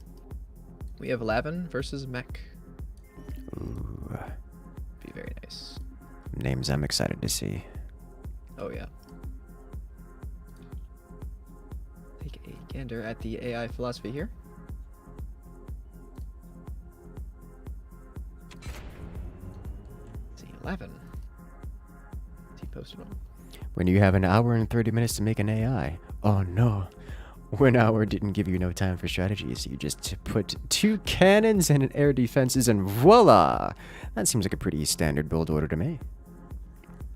We'll see if it pans out or if it gets soft locked at the 30-second mark trying to build base structure. Versus their opponent, Mech 70. Who did not have time to make a good AI. He submitted it 1 minute before the deadline with 0 testing. But it does have an Among Us. Oh no, why are you like this? It also has 8 AP sniperable EMPs and 2 nukes. He specifically requests Noah and Neaton stop existing. Yes. That is relatable. But there, I think, is a good example of how these strategies are made. He has built that knowing full well that 8 of his weapons are vulnerable to vulnerable specifically to one type of weapon, and is okay with that because they're not going to try to defend against it. Noah says, you love how there's not a single part of your base that could defend up against a buzzsaw. Oh yeah, good thing there's not a lot of those. Yeah. Definitely jeez. a thing that most bases will use, or most players will use with this. Alrighty. So I believe we are set to go. Yeah, I believe Geiger is not returning, so we are good to go. Alrighty.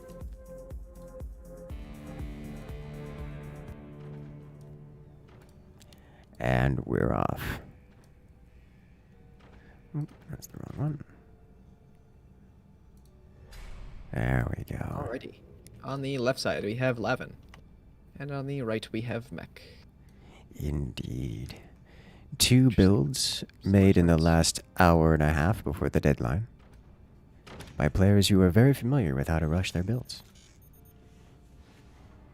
Part of designing the AI is telling the other competitors that buzzsaws are bad. I mean, they are bad. We're just all taking advantage of the fact that they're bad and hoping that no one's going to build them so we don't get punished by it. Oh yeah, gotta capitalize on the downfall.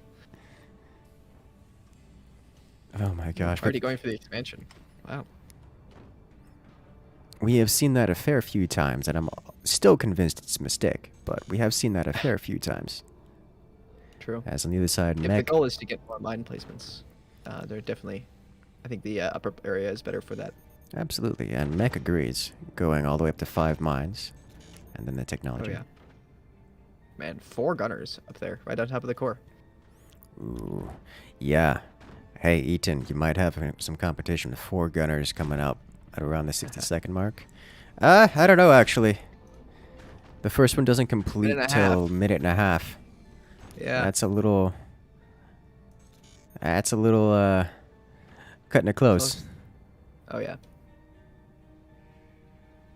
Team 2 here. Wow, deleting the workshop.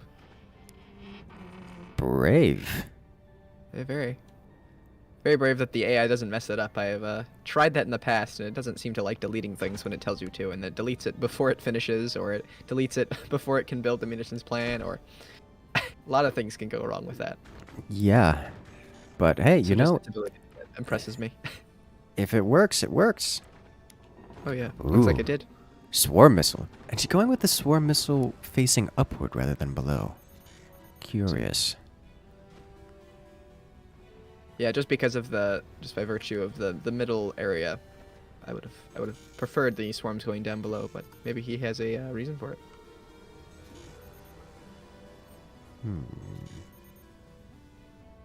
Munitions plant almost done here on the left side. Lavin going for the late game weapons. Now, I wonder. Looks like a cannon placement is already set up, so I'm guessing it will go up in that little top area. Yeah, I mean, All right, so not so little. Lavin did say cannon rush, and this is about as cannon rush as you get. Coming in at the 3-minute mark, this is going to be a cannon placed in time for your cannon o'clock timing. Not the greediest rush, but nevertheless, that is 4 mines and a cannon o'clock. Yep, the cannon is down. The other side, we have mech going with swarms. Not what I expected, but swarms are extremely effective on this map. And if you guys remember from my AI does include swarms because they are just extremely good. Quite nice. Interesting. No upgrades in there yet, but it did delete the workshop, so if those die, that will be a problem, as it doesn't really know how to rebuild it. Yes. Since it is deleted. I mean, I don't think I've seen this situation before. It I'm not might. sure, actually. It I might don't know if it knows about rebuild the it. prerequisites for weapons. So, There's if anything in there. things get, typically once you've deleted something, it will never rebuild it because it removes it from the build order. However, if the build order is sufficiently damaged, then it will get set back to before the thing was deleted and redo things from scratch, basically. But I think at this point that's just never going to happen. It's way too far gone. Yeah, and there could also be something else placed in the spot where it was, and all that stuff that would make it even tougher for it to rebuild it. Yes. So I'm pretty certain that's just gone. I like the dangle sniper from Lavin Yes. here. Pretty nice. Down below has a nice angle. I'm telling you, those lower angles are brutal. Cannon is nearly done. Lavin's base here would be very susceptible to really mortars or anything early game, really. And definitely not susceptible to cannon fire, that's for sure. All right. Yes, true. Those only 2 gunners though. It's risky. I mean, it's not like either player's going for mortars here. And that swarm nuke combo is gonna be difficult to deal with. True. He's not without overwhelming anti-air. I'm curious where mech sniper's gonna be. Or if he's just gonna use those 2 from the It might not back. be using an angle as they can't really go over, or it might just target it and then Yeah, he's gonna have to blow through the on centerpiece. purpose kind of thing. Mm-hmm. Well, I don't really see any really clear, easy shots here for Lavin on the left side. There's no real easy spot for a cannon to go and really kill everything at once. Yeah, that's a wild amount of defenses here. Mm-hmm. Extremely vulnerable to buzzsaw. Like a single buzzsaw hit aimed at those snipers just ends mech. But like entirely, Yeah. this base is just gone. But that Oh. said, we are Huh. not going to be seeing any of those in this match, I suspect.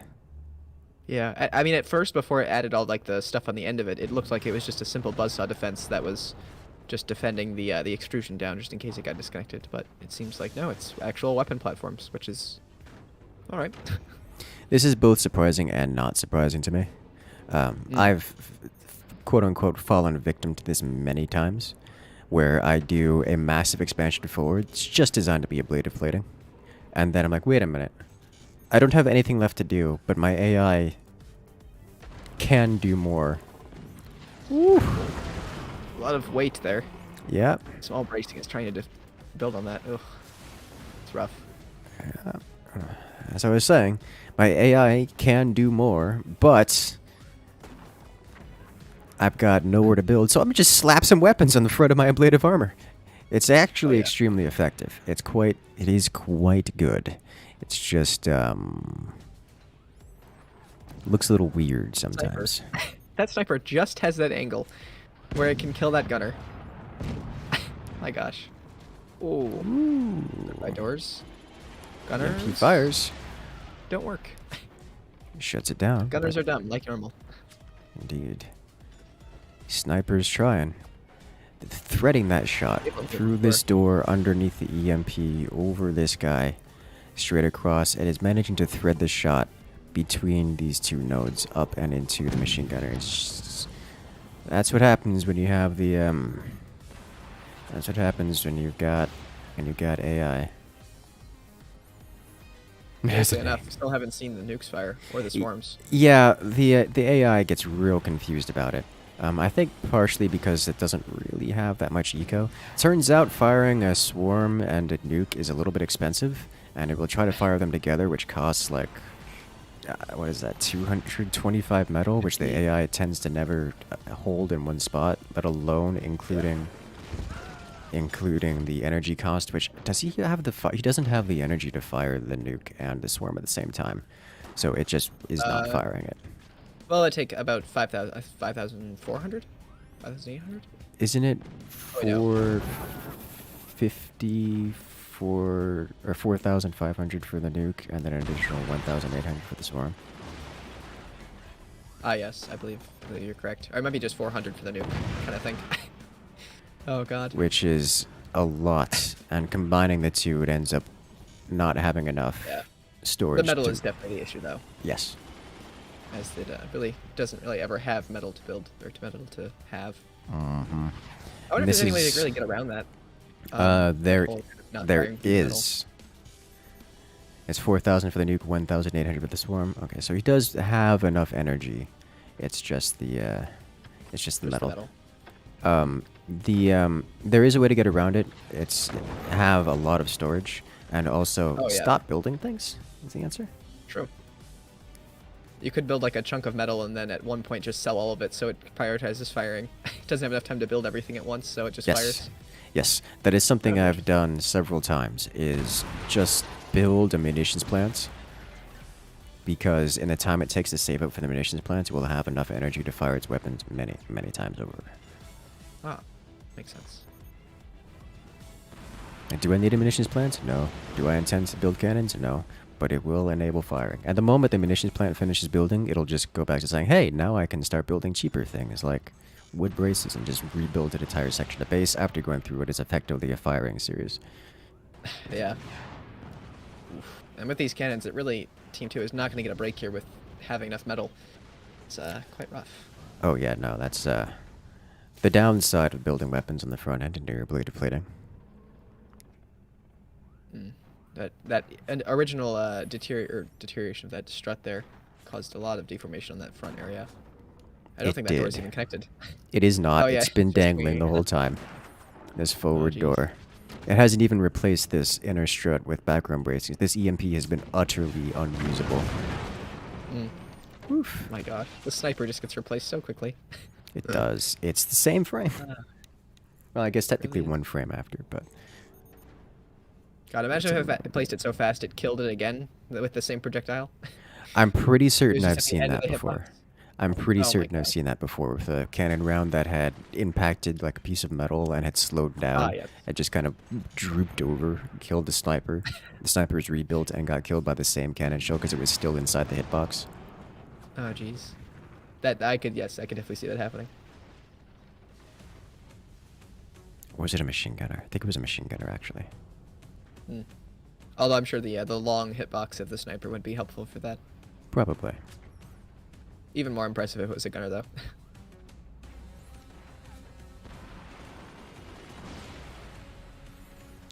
Yeah, a lot of gunners. A lot of gunners able to kill those rockets. It's interesting to see that there's so many gunners that are able to aim down or just straight forward. Not something we see a lot of on this map. True. Normally up is the way to go. Yes. And yet, very effective. Ooh. Oh, it's trying to build the Among Us. Oh no. Kill it, please. Come on, base, go faster. He's doing art. Why are you like this? Good lord, it's got such little stumpy legs too. Oh. Oh, it's painful. Well, there is no AP sniper, but for every time these lower EMPs fire, they get sniped almost every time. Hard to keep them. Oof. You can see the snipers bouncing around all over the place here. Oh yeah. Cannons toward the core. Lots of deformation, but nothing critical has been lost. Mostly just ablative armor at this point. Still only 2% reactor health was taken there. At the start of the game, I think. It was more closer to the start. Indeed. We only have about 2 minutes left on the clock here. Team 2 is going to need to do some core damage. That nuke, I mean, really, the only thing you could do is have the nuke fire, but I don't think that's going to happen. Oh, wow. Cleaving just a shaving a little bit off the top, taking out all those machine gunners. Not that the machine gunners were doing anything anyways. But they are all gone. And with 90 seconds left in the match. Oh, there's nothing. That needed to happen sooner than later. Oh, yeah. I don't think... There's not much that Team 2 can do here. If they just keep firing EMPs and have them get shut down. No brutal cycle here. Especially given not having a firing cycle for the nuke is a problem. Also, not having direct line of sight is a problem for the nuke. You needed to have a sniper either above or below to enable direct line of sight. And that's going to be the end of that. 50 seconds on the clock and no real damage output from X70. He's going to leave 11 with their cannon rush. Ooh. Doing even more core damage. Yeah, nail in the coffin right there. Getting any more amount. Oh, all the gunners dying every time make the explosions look so much bigger. It does. I love the explosions in this game. I'm sorry. This is just so good. They're very good. So very even satisfying. Even the little things like machine gunners are just... Oh. Throw a little bit of them in there and then it looks so much better. Down to a singular EMP left. Which I think will manage to survive the remainder of the match. Unless it tries to fire again and gets sniped. Ooh. Double cannons into the corner. A splash damage going to the turbines. Jeez. GG. Yep, and 2-1. Lavin, moving on.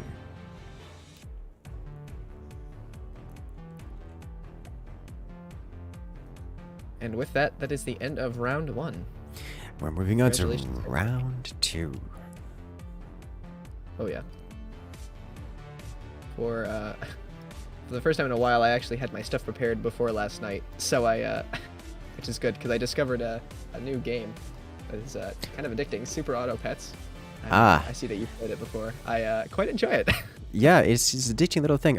Also, misspoke. We do have one more match. It's Craig Ozzy versus Von Eagle before going into the round 2. Oh, jeez. How did I miss that? Yeah, Lavin goes up against nobody. Ah, yes, thank you, round 2. Surprise! Thank you, Bob Brain.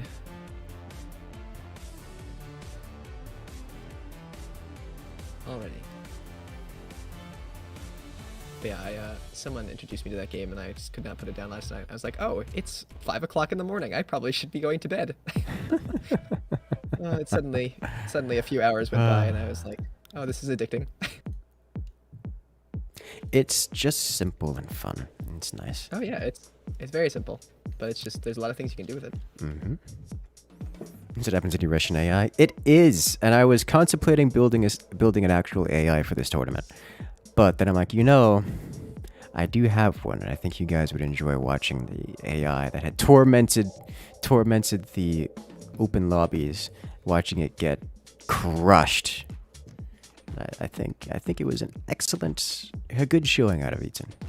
I'm a little bit disappointed that it was Eaton with the mortar rush, because we've seen that specific lineup like 17 times already.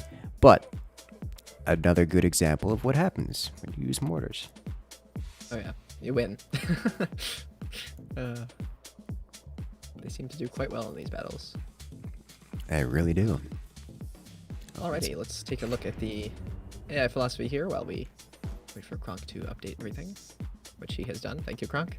Kronk, very fast, very effective. Very efficient. It's crazy how smooth these tournaments are. That's what happens when you have Kronk handling all the cat herding. Oh yeah. Look at the helm. Alright, so first off we have Craig Gazzy. About their AI, they say something simple. Good concept, bad execution. I think is the name of the game. I think that's why we're all here. And Von Eagle saying, last tournament, you were given 2 AIs. You made 30 mortars between the 2 of them. This time, you were only given 1 AI, so logic dictated that you needed to make 15 mortars. A few gunners are sprinkled in for safety, and finishing with a heavy mortar. As a man after my own heart. Sounds like it will be very interesting. Indeed, I believe we are ready to go. So many mortars. Alright, let's get this match underway. Last match in round 1. Not the start of round 2, of course. That would be ridiculous for someone to say. Mm-hmm. Cat herding is a lot easier with AI rather than people. I tend to agree. That's fair. They can't not show up, so that's good. Alright, so it is Craig Ghazi on the left side versus Von Eagle on the right. I'm already excited for Von Eagle, because Von Eagle, Oh yeah. such a good showing last time. Such a satisfying experience. And this time, I suspect going to have a rough time when they inevitably face against Eaton, because they're going for the same build, but Eaton hits a little bit faster. I can already tell, because Von Eagle does not yet have their technology placed. Yeah, both players going for the eco, as we have seen quite popular in the past. Mm-hmm. Seems to be working out for people. Mortars are low risk, high reward. You expect a nerf, if not a ban. I do not expect a nerf, because mortars only work in these AI battles because the AIs cannot react to mortars by placing gunners. These matches, as we have seen versus human targets, are fully able to defend, even against, your 15 mortar players, are able to be fully defended against just by proper machine gun placement. And this is something that you do not see in the AI tournaments. So I do not expect a nerf, because the mortars are not overpowered or otherwise a problem versus human targets. Maybe a ban from the tournament would be a potential option, if only to change things up forcibly. But a nerf, no. Mortars are not too powerful. Agreed. There is another interesting concept that's been brought forward, and that is to do a 2v2 where it's human player and AI versus human player and AI. So let's say Eaton can fight alongside his own AI against an opponent, which I think is a really cool idea. Yeah, very, very true. You can do a 2v2 where you have your own creation assisting you to exterminate your opponents. Yeah, so you just get angry and just get angry at your own AI because it's not helping you do what you want. Exactly. And No, don't get soft lock. What are you doing? Complain about your Just get mad at teammates. yourself.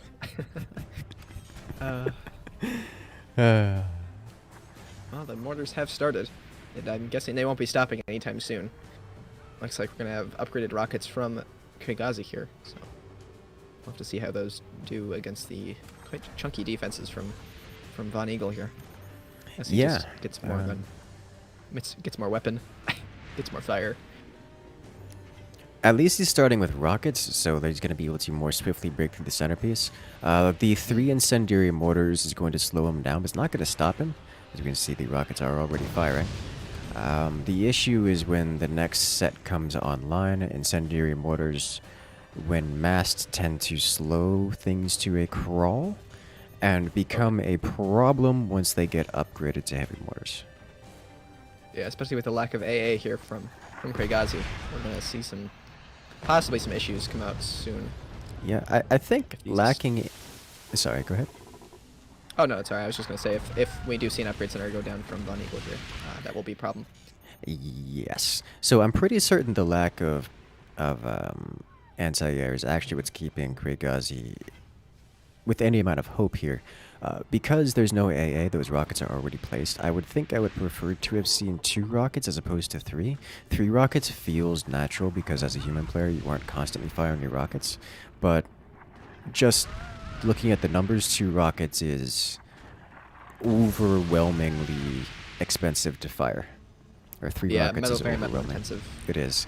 So to see 3 rockets here just feels like it's an unnecessary expenditure for no benefit, when you could just be firing 2 rockets. And here we'll see 2 rockets fire, and the third basically won't fire at all due to having to exist on the map, which is exactly what's happening right now.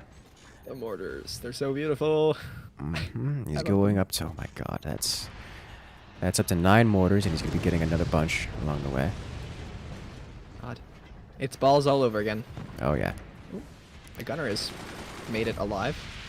Yeah. Although, because it's really impervious to mortars from where it is.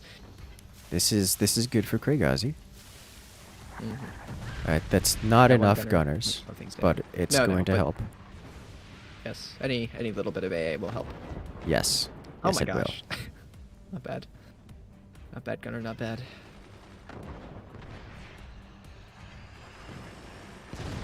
And here again we see another scenario where 2 out of 3 rockets are firing. If that third rocket was... Yeah.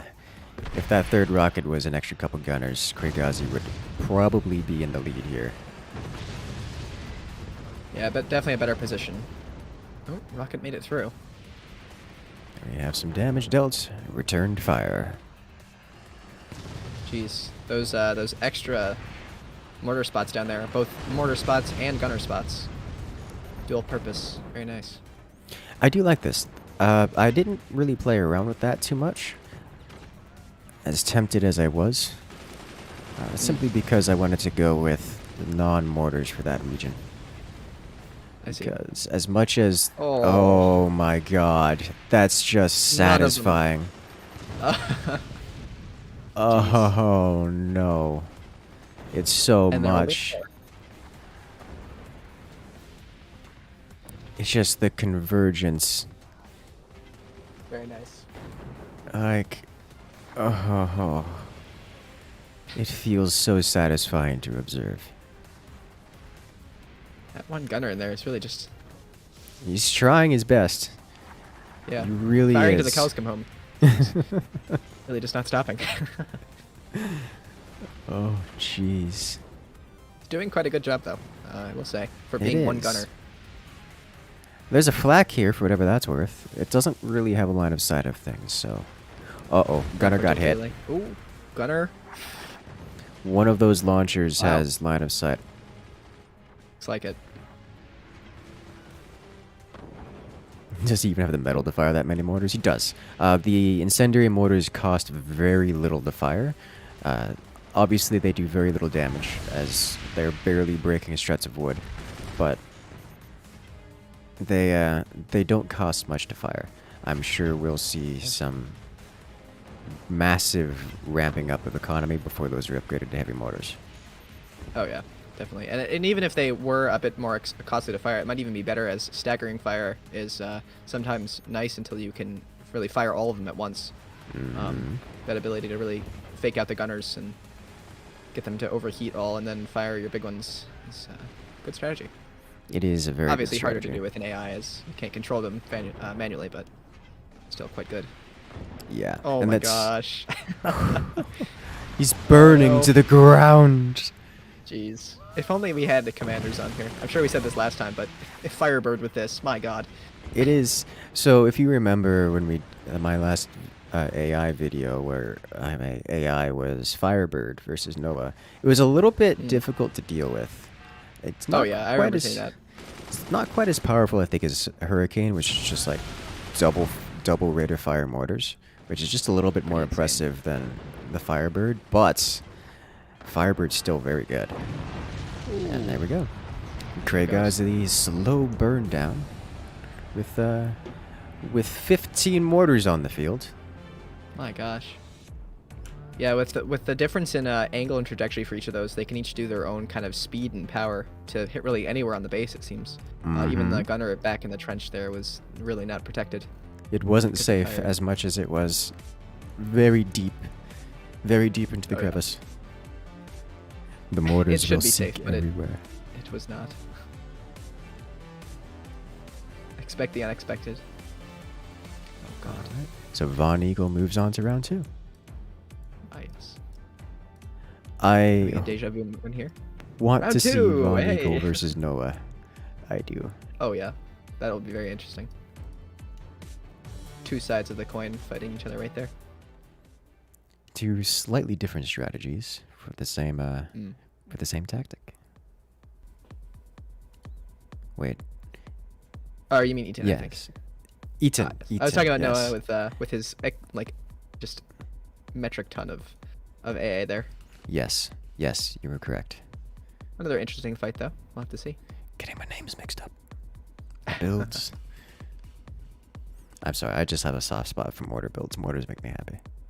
Oh yeah, especially with the AI. I mean, like they have to be the most satisfying weapon with them. I mean, snipers are pretty nice, but oh, just the trajectories. Something about trajectories, so nice. Yes. All right, ready when you are. I'm just waiting for Sal's work here. I think we're good to go. I already have all of the. Oh no, I can't use my scene anymore. No. What did you do? No more Oh, no philosophies. more philosophies. Oh well. We've already gone through them all. And we're off. All right. So here we have it. It is Taichu versus Finn.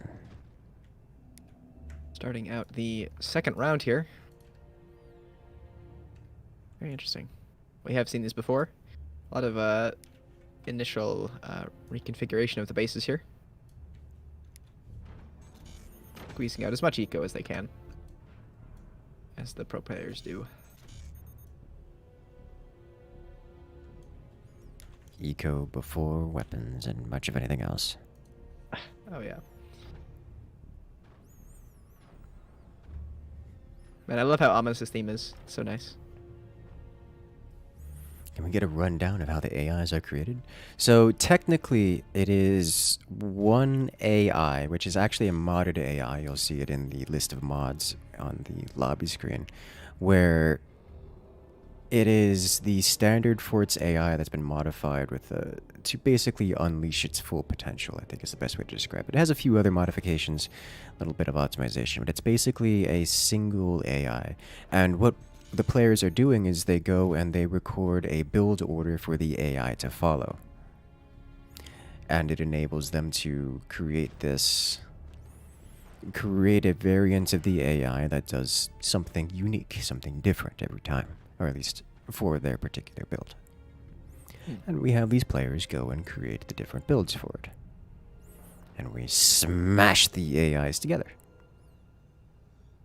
Yeah, it is pretty cool looking in the actual list where the AI writes down all the stuff that you do to replicate it. It's basically just a list. It's just like a step-by-step process of what it does.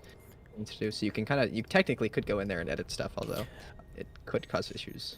If you don't do it exactly right.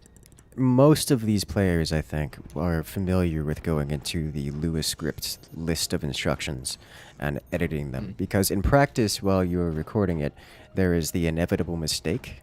And simply recording the entire 30-minute process over again is not as not as an enjoyable as an experience as opening up the text file and editing out a line or two that you need removed to fix the Yeah, issue. small edits are very nice for that. Ah, yes, the tall bracings again. They return. I believe And we then saw. we also have a mirroring program that Kronk has made to mirror the AI, depending on which side it goes on. So the player can fight on both sides, which is very nice. As these maps Very well. are symmetrical as well, symmetrical TM. They have some visual differences, but not in any ways that matter. So Yeah, the they AIs are able to be shouldn't do. mirrored.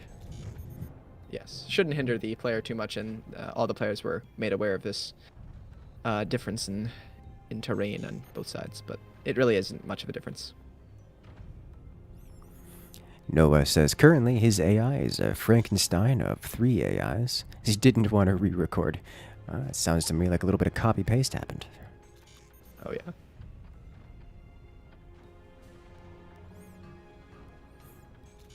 And couldn't Well, at you least you write- don't have to go in and like write out the entire AI by hand. You can at least record some parts of it. God, could you imagine if you had to do the whole thing? Oh, good lord. My gosh. Much pain. So both of these There's the, players have rather defensive AIs. And I wonder who's going to get weapons first.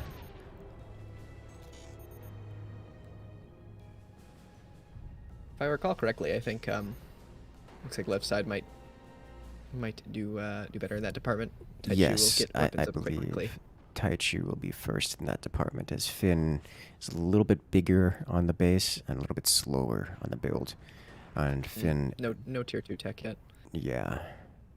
which I believe he goes for some tier 2 weapon. I think it might be cannons. Yep, in that middle area I think is where it is. Yes, I believe Finn eventually got three cannons and these 3 sensor locations. Well, Taichu already has a cannon placed and will be getting a second one soonish. So I expect Taichu will come out on top here, if only because the first couple cannon shots, at least after breaking from the middle, will slow Finn down to a point where Finn is probably going to run into the time limit before their cannons are activated. Yeah, because I remember him getting the 3 cannons and then firing instead of the cannons weren't really able to fire beforehand. So it's going to Yes. it's going to be a while before we see firing coming from Finn's base here. So I suspect Taichu is going to be the inevitable victor, but we'll see. Indeed, anything can happen.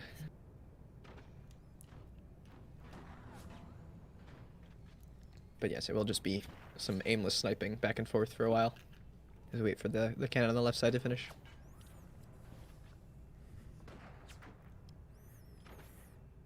There was actually some chat about adjusting the core AI, which I believe is possible via a mod, like a full replacement.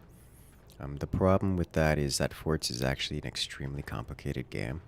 Just interacting with the game rules is not something that's intuitive to an AI. It becomes almost impossible to give a reward factor of any kind for if you're going for a deep learning AI or something that'd be something more reminiscent of a real AI. And that's I do not see a tough. good way to do that. I think Alex was trying for a while there, a while Yes. ago actually, Yes, and it was but he not a fruitful experience, let's put it that way. yeah, his nature of taking on projects is take a lot on at once and then finish none of them. Mhm. Although he's done quite well with fort ships and a lot of that stuff. Alex does quite a lot. He does, and I'm Busy guy. perpetually impressed. Oh yeah, fort ships is very good. Quite impressive with what he's done with that. But the tense music has kicked in, which means that things are starting to happen. Oh, we've had our first cannon round and our explosion of the centerpiece. Another cannon should be firing. Oh, there's a piece in front of the cannon that's stopping it from shooting at what it wants to fire upon. Oh no, long brace. Long brace be trying to fire one of moving the- into some place it doesn't need to be. machine gunner up top looks like it's trying to fire it. Either that or the flak. But Mm, here we have the something up first top. cannon placed for Finn. Just as the second one finishes. Oh boy. I think Taichu's second cannon is going to be a little bit more reliable. We Just, do have just about over halfway of the match. See if we're starting to kick up here. Oof, another cannon round going into the center. No damage dealt, but still giving it a better angle eventually. That top cannon's got to refocus or refire somewhere else. Once Doesn't look like it's trying though. Yeah, it looks like the AI is going to be prioritizing adding another cannon before really firing. There we go. That's some good Very damage. nice. Oh yeah. Repairing all those doors is not a cheap process.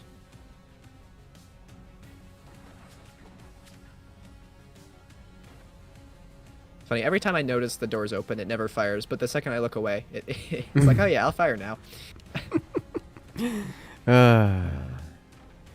Every time. I'll just look somewhere else. Maybe it has some stage fright. Yeah, it does. The AI is a little bit harder to track what it's going to do than a human Ooh, player. good shot. Yeah, much less predictable. Maybe if I was an AI, I could do better at coming up with things. It's just doing so much at once. It could be doing everything at once. And what do I look at? I don't know. It's everywhere. The thing that it's not doing. Yeah. So this is something I appreciated out of Taichi. The forward position for the buzzsaws. Because while the buzzsaws didn't do anything in its last match, I think it has the potential to do something here, given the... Yeah. And I mentioned this last time, given the usage of key structural supports as defenses for the machine gunners. Of course, the machine gunners themselves are not useful in this matchup, but they are targets, and targets can be shot at by buzzsaws. Yeah, if anything, they are hurting Team 2 here more than helping him. Indeed. Third cannon is about to be finished on the left side here. Taichu is going to start ramping up damage quite quickly. Some more Those buzzsaws damage will around. have some nice shots. Oh, I'm excited. Like, all it takes is one shot to Finn's foundation here where the flak is. If that very cuts true. off, the rest of the fort is coming down with it. Oh. But Nope, as it we shoots see at an open here, door. it door snipes a sniper, and Ooh. that's the end of that. Ooh, That's nice. That's an exposed cannon right there. that was. No sniper follow-up, but... No sniper to be heard of. Oh no. Again, shooting at doors. Oh no.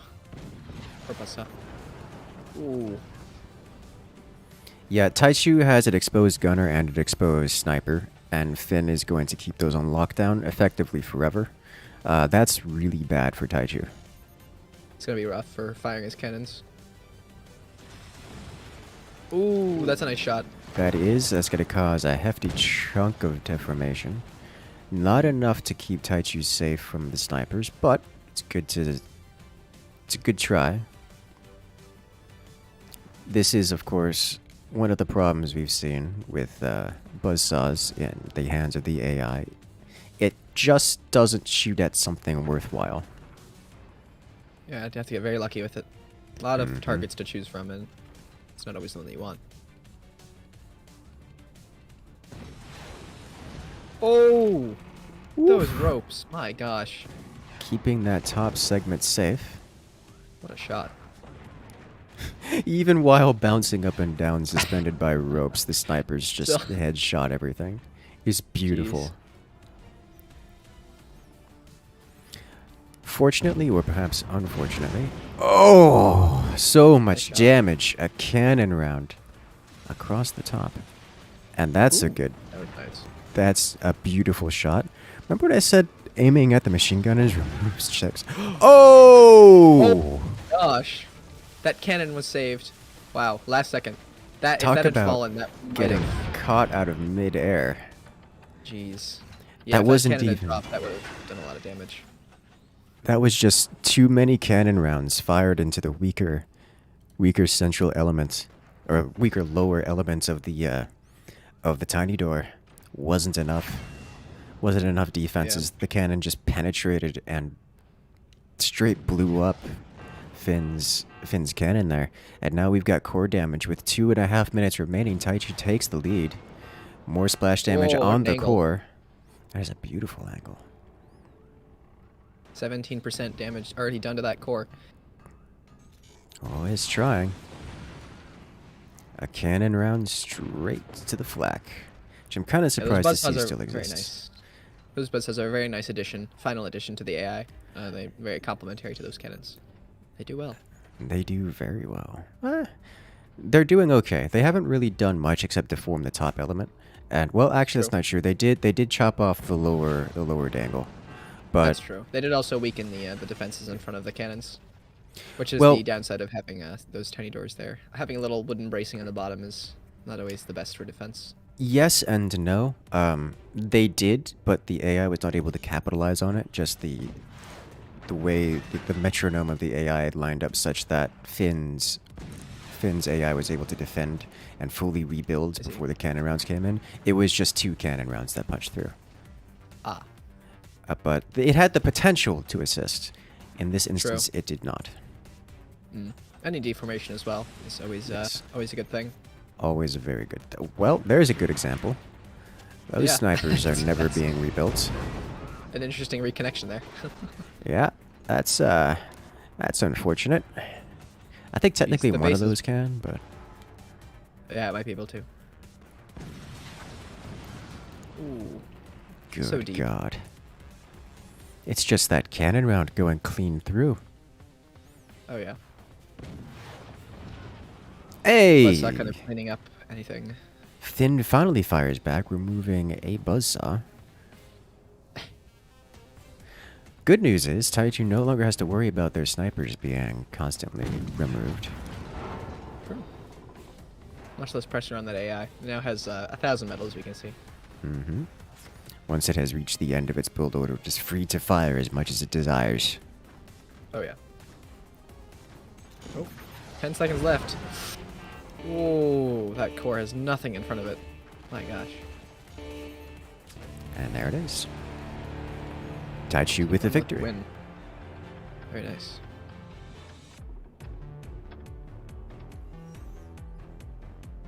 Those are some nice cannon angles.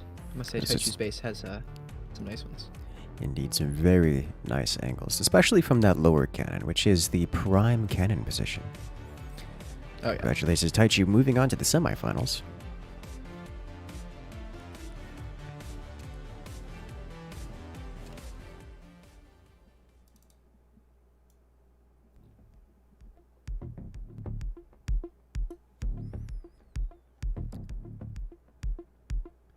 Ah yes. There we go.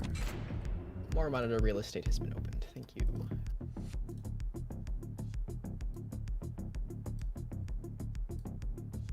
Alrighty, Next well, up up next we have have- Etan and Thonio. I'm so excited. We get to see the 3-minute yeah. mortar rush again. 3 minutes to end the game. Oh yeah. Should be very interesting. If not at least swift. Swift and filled with fire, which is often my Oh, yeah. favorite. Two good combinations. Ready when you are. Alright, I think we are good to go.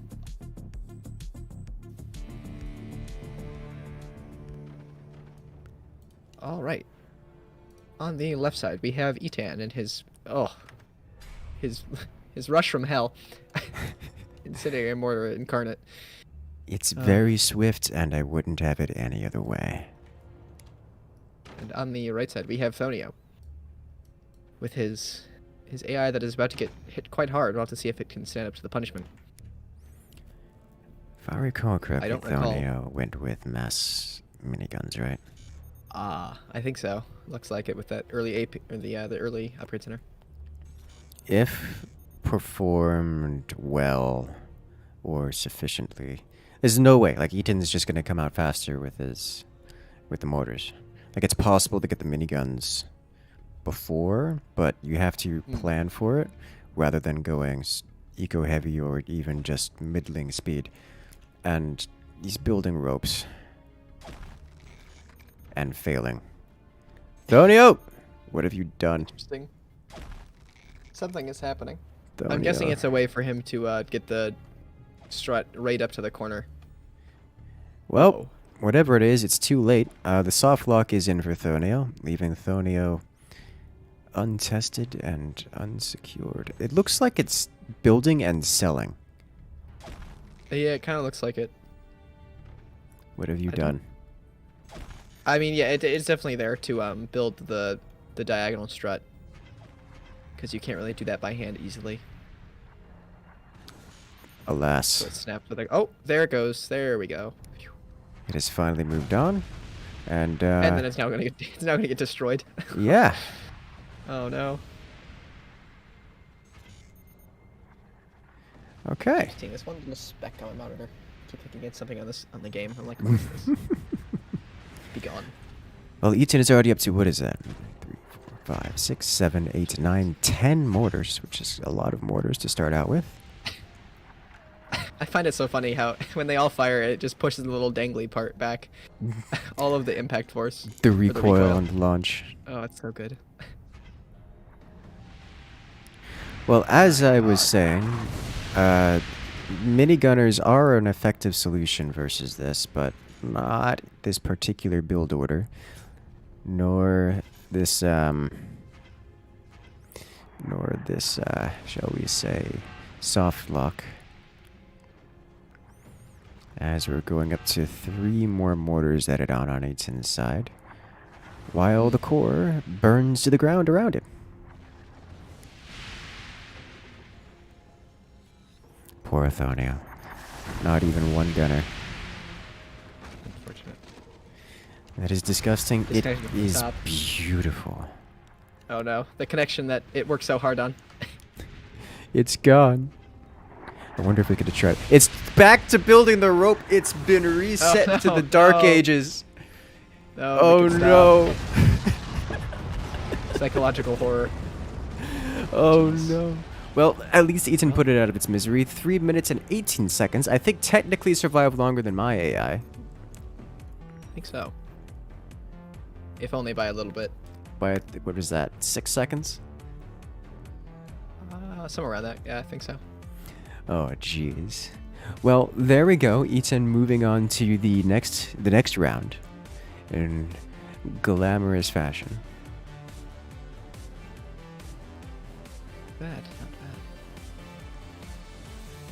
Well, yep. E10 moves on to go against Taichu in the semifinals. On to our third match. In round 2, we have Firework and Noah. Be good, Noah getting all of the AA and Firework getting the lasers. Should be good. Curious. I'm not sure who's going to come out on top of that one. I suspect Noah, but... Yeah, the rockets will come out quick, but I don't remember. He doesn't get them exactly right away. He gets a lot of AA first. He does. And that I don't know. Might balance out between the two, late game weapons and then late game early weapons, I guess. Well, I suppose we'll see here in a moment. Indeed. All right. Off we go.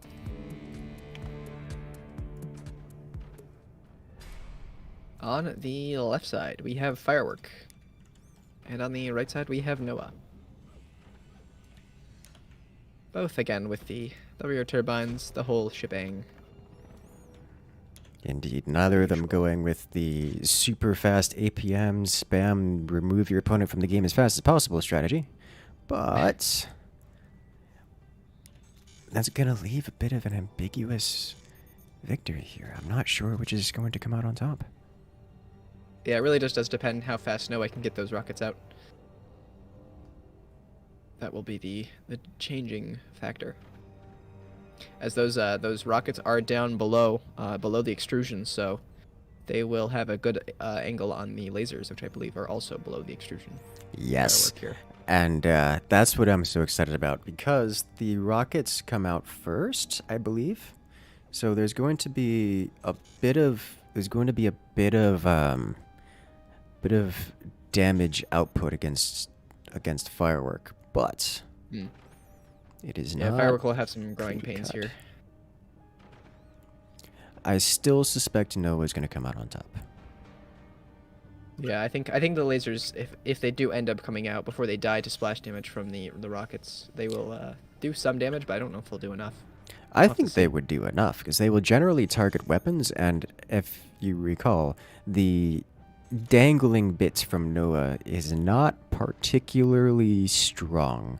If it were to target yes. any of the rockets, the combination of the laser beam penetrating, dealing damage to background bracing with the explosion of the rocket is very likely to be enough to completely bisect the dangle, causing Yeah, very well, true. collapsing A lot of issues. effects. Yeah, it definitely does seem. I am seeing one strategy reign supreme over all the rest. Usually, tech is not the best idea to get first. Seems like full eco is a good idea.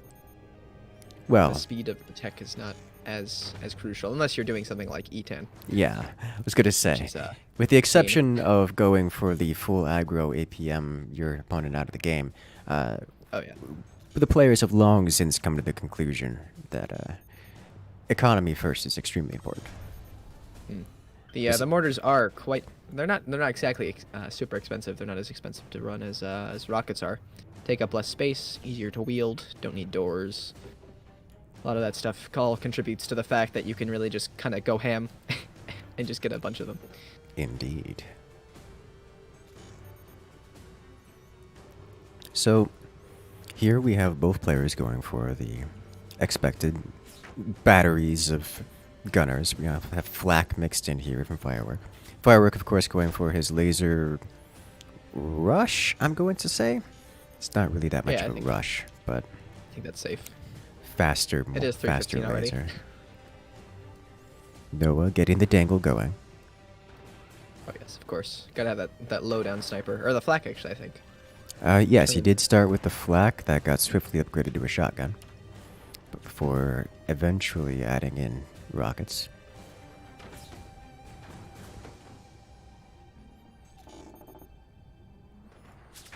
And Firework adding in his additional storages to be able to place his plasma beam, and lowering his fort for a position to place the actual laser. Nice angled lasers. I'm trying to think if Noah gets how much more defense Noah gets on the front of his core. That'll be very rough to deal with. Yeah. When he gets that stuff down. Yeah. Well, there's the shotgun Oh, the cleaving shotgun. off I forgot about that. elements of those gunners. That's going to slow Firework down somewhat, at least prevent placement of the.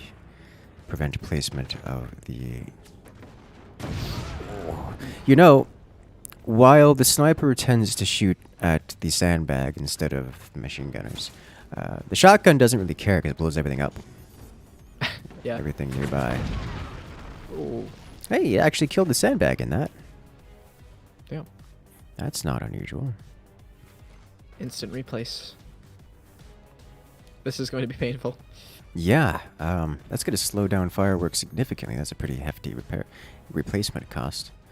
We do see Firework doing with this ablative style. I'm not unconvinced that this entire section was a mistake and Firework just didn't care to fix it. He just left it as is. Yes. Ooh, it's still able to fire in between the sandbags. My gosh. What a perfect angle. Surprise. I was kind of thinking that would hinder its ability to fire at that place, but it seems to just not care and fire at its own sandbags. Yeah, Which, I that's More power to it. that's how the AI do. Yeah, I had no mic open in the server, and I was just saying like, no, you're fine. Know about the sandbags, and everyone's like, hold on, what's going on?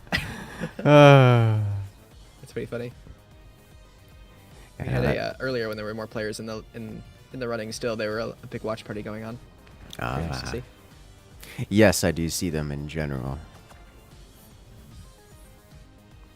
I'm curious. Jeez, When yeah, does? that- Okay, so the first laser has been placed. Sorry, go ahead. Oh no, I was just saying the angle on that on that shotgun is unreal. Very well defined. I appreciate it. Oh yeah. I got the snipers, and the rockets are done, so they are free to fire. And if they do fire at the laser, there is no AA really defending that area. Never mind. There is a flak. I missed that one. And it's trying. It's There not is going to a be able to flak. full defend, but it will assist, Mm. and that's kind of what Firework needs. Realistically, you would never expect to full defend as an AI because you just cannot full defend every direction. Someone will always be able Oh, yeah. to outfocus. But having just cursory defenses is often enough to survive long enough to actually complete your strategy, or at least fire the weapons in your designated manner. Wow, that was a beautiful flak. Very nice flak. If he was to take out the middle area, I bet that's top sniper on Noah's side would have an angle on the flak, but I'm not sure. That'd be the only real solution to that flak. Oh yeah, Other than- definitely. I don't know. It would if those doors weren't there. If it didn't have the tiny doors. But Nice the shot. tiny doors up top, I think, prevent them from aiming downward in any meaningful way. Very true. Tiny doors, yuck. I mean, Oh, they're no, great. great. They just have a They are purpose. great. Very true. And unfortunately, on big maps like this, especially on maps that are quite tall, where you can build tall bases, Mhm. much like Abyss, tiny doors are exponentially just they get worse and worse the further you can go down and up, They do. which is unfortunate. Is they are very nice to do, and building 300 metal doors is a tough pill to swallow. Nope. Self-destruct here, but nothing that's going to Yeah, it's like cause significant issues other than a costly repair bill and longer cycle times between firing. And there's the laser, Oh, and there's the what dangle. a shot! What a shot! So this is exactly what I Gosh. was expecting to happen with the laser. I was honestly not expecting the laser to survive long enough, but I think with the self-destruction of the rocket, it delayed Noah long enough that there was no chance for them to actually fire Yeah. upon the lasers, giving the laser enough time to complete construction and take great vengeance upon the rockets. Now, The laser has the dangle did not successfully rebuild. God. That's not how it's supposed. Something has gone horribly wrong. Oh my! Oh my gosh! But Interesting. yeah, that's I how have a that feeling the dangle goes. will get put out of its misery in a second. I don't know. There's nothing there for the AI to shoot at. The AI famous for not being able to target background bracing. It True. may. I was just thinking of may- those snipers if it was enough. Oh. Okay. And there's the APM expenditure. Yeah, kind of just decides we're gonna build this now. Mm-hmm. It is attempting to recover the dangle to mild success. I think those are placeable technically, but Yeah, I think so. with a question mark in the end. But I don't know how it's going to handle the doors situation. We'll figure that out, I'm sure. Oh, it fired just before it died. They tried. The swan song. I have seen that before, where the AI loses its doors, targets something, fires its weapon, and then the projectile which destroyed its doors proceeds to kill the weapon. Where removing the doors just enables it to fire. Ah yes. Drop a hand grenade when you die. Yes. Reminds me of that. It's hilarious to watch happen. The reality is, when it comes to working on these AIs, the sniper is always trying to fire. It just can't because there's a door in the way, and sometimes the door will open. So, because it's always trying to fire when it has the opportunity to, it will immediately fire upon losing its door. Yeah. Oh. And that's it. Wow. Firework One shot, one kill. actually, yeah. Goes straight to the core. Firework moves on. Very nice. Jeez. And there we have it. Noah is removed. After all those 100 hours, he made it so far. And removed by his own dangle. It was, yeah, quite good AIs. Very, So everyone very has to good. win. I am still interested to see how E10 does against these guys. Oh yes, I am so Quite very scary. excited. But next It's, up we have Lavin versus Von Eagle.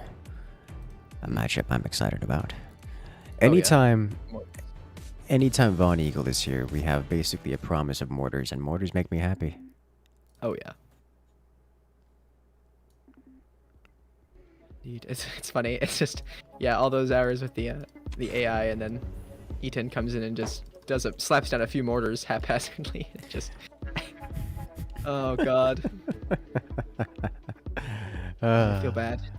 But it is pretty interesting to show how just a few mortars can really just kind of just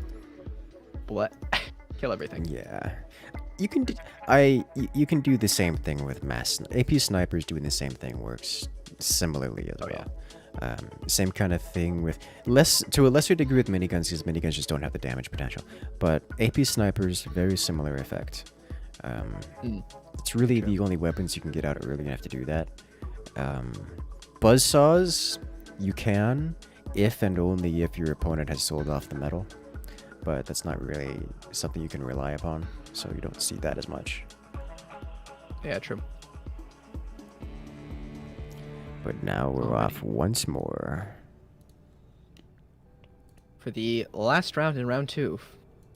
Deciding who goes into the finals, or the semifinals, against Firework. We have Lavin on the left and Von Eagle on the right.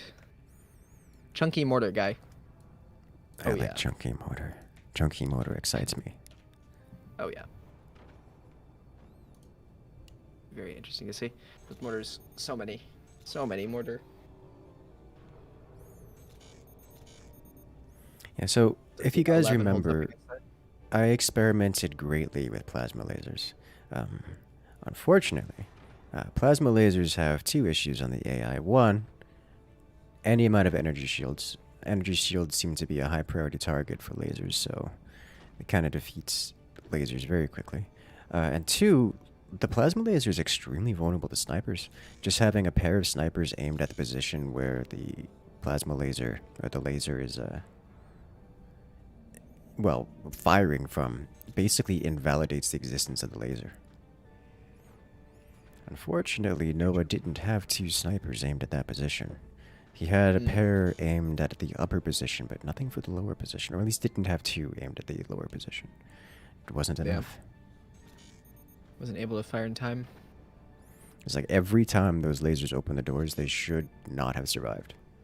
Even if they got their shot off.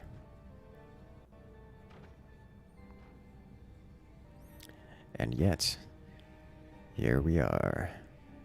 Oh yeah, there's the deletion of the workshop into the munitions plant. And for the full Scary to see every time. Oh yeah. It's I think Lavin doesn't get any AA either, or at least very little. This is the one I think with the door to AA. So Yes, I believe that is correct. And we see the first set of mortars being placed at the 2-minute mark.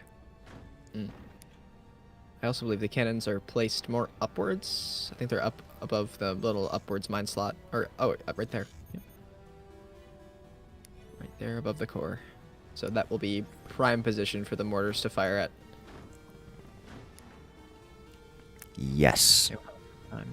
And that will basically prevent the cannon from being fully constructed. And I think the worst case scenario is that cannon gets placed and then hit, because at that point the cannon can be destroyed, causing secondary explosions, which will almost guarantee the elimination of Lavin. Oh yeah. Being on the foundational layer kind of there will do quite a lot of structural damage, if not just ending the entire base. Exactly. Lavin desperately needs a fair bit more AA before getting that cannon placed. Unfortunately, it's a very difficult situation because, yeah, the cannon is placed and he does not defend it super hard. then he's going to lose. But also, if he does, then he's going to have not enough DPS to make the difference. Very true. Going for that cannon. Splashing the doors with fire. Saving grace. Indeed. Yeah, Saving grace. There is metal there, which takes effectively reduced damage from the mortars.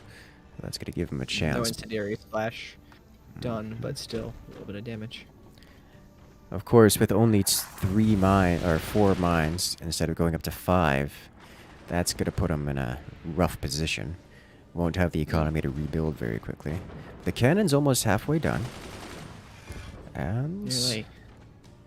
More mortars coming in without additional AA. Could be yeah, rough. we do have another That machine could be gun, but it's facing forward. Yeah, there's even a slanted brace above it to make the doors smaller, which is not ideal for this situation. Not at all.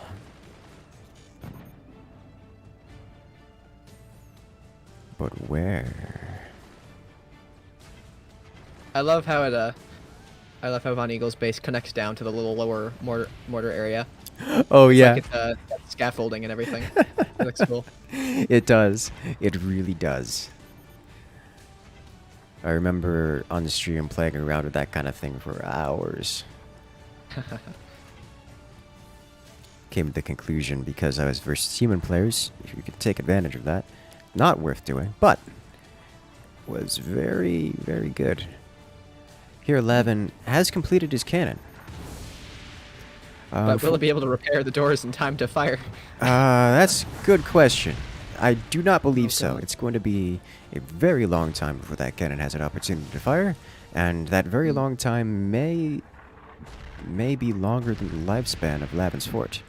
As things are Yeah, only I mean, going even if the door does stop repairing, it's only because he's out of metal, which means he still can't fire. So Well, doesn't that's solve many of his issues there. that's another way to do it. Just remove the door. We've seen that as an effective That's true. solution. Yeah. Although even with all of the mortars, really there is not many one-shot weaknesses in this base. Yeah, it is Very, a very well protected. very well protected base. Oh yeah. Ooh, with that wood back instead of the other door, incendiary damage is being done around, so there is a slight amount of splash.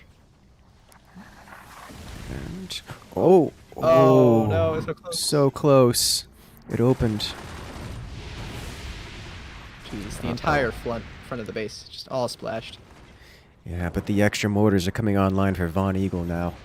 So it's going to be a little bit more firepower, as it still adds in more mortars. Oh, one chance. Not quite. Not able to. And remember, it still has to fire through the central structure. Oh, it's trying to aim below. Oh no, it's trying to aim at the exposed mortars below. And it doesn't have the angle. Hey, there it goes. Oh, taking out two of them. Two of the mortars. A lot of AA there. That was Big gunner. a beautiful shot. Not bad. Not enough to really do enough damage to make the difference, but it tried. And it's gonna have another opportunity to fire here in a moment. Yeah. So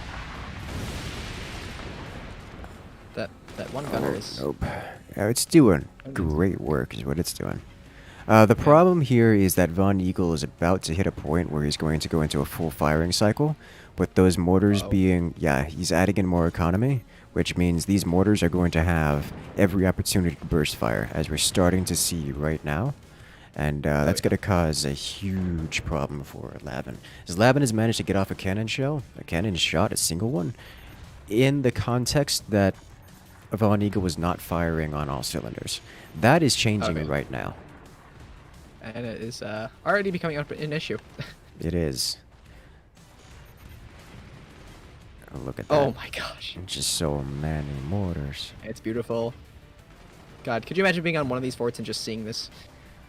I like watching destruction. Oh yeah. Generally prefer if it's not pointed at that gunner just saved itself.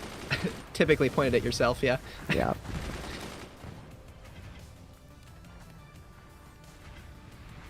That's fair. So many of those mortars are going into the central platform, which is a strange sight to see, but Oh yeah. is. I mean, eventually it definitely can burn it helping. down. I mean, yeah, it's gonna take a Although- while. Probably not to the advantage of Von Eagle here. I guess that's true. I mean, at this point, Lavin hasn't had an opportunity to fire his cannon, and likely will never Very for the true. remainder of the game. So the removal of the central pillar is very likely only to assist Von Eagle. But So those few mortars that are hitting it will have a chance to fire somewhere else, yes, or fire successfully. Yeah, even with I mean, that's kind of what you have to do with these AIs. You have to defend your base with the assumption that the middle area will not be there for the entire match. yes, So you really have to be careful. indeed. That said, it's like preparing for each strategy. It's just a very much more popular one, or that will happen most likely. exactly. That said, the removal of the central pillar does open up Lavin to potentially have the opportunity, however unlikely. It does have the opportunity to return fire with that cannon. So if the rare experience happens, it will actually be possible now. I say... Oh, a howitzer.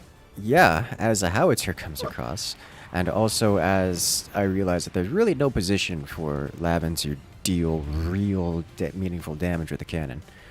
But at Yeah. least you could try? Maybe cause some Yeah, just rebuilding? the sheer economical advantage, and just advantages on all fronts really. With the mortars just laying such suppressive fire. It's a little It's, much. Oh Also remember that Even for an Lavin AI. is not maxed on mines. He's missing 2 mine emplacements, whereas Von Eagle is up to 6 mines right now. So it's 4 to 6. So Von Eagle just straight up has far more economy. Oh yeah. And as time goes on, it gets, that lead gets better and better. As the mortars continuously fire.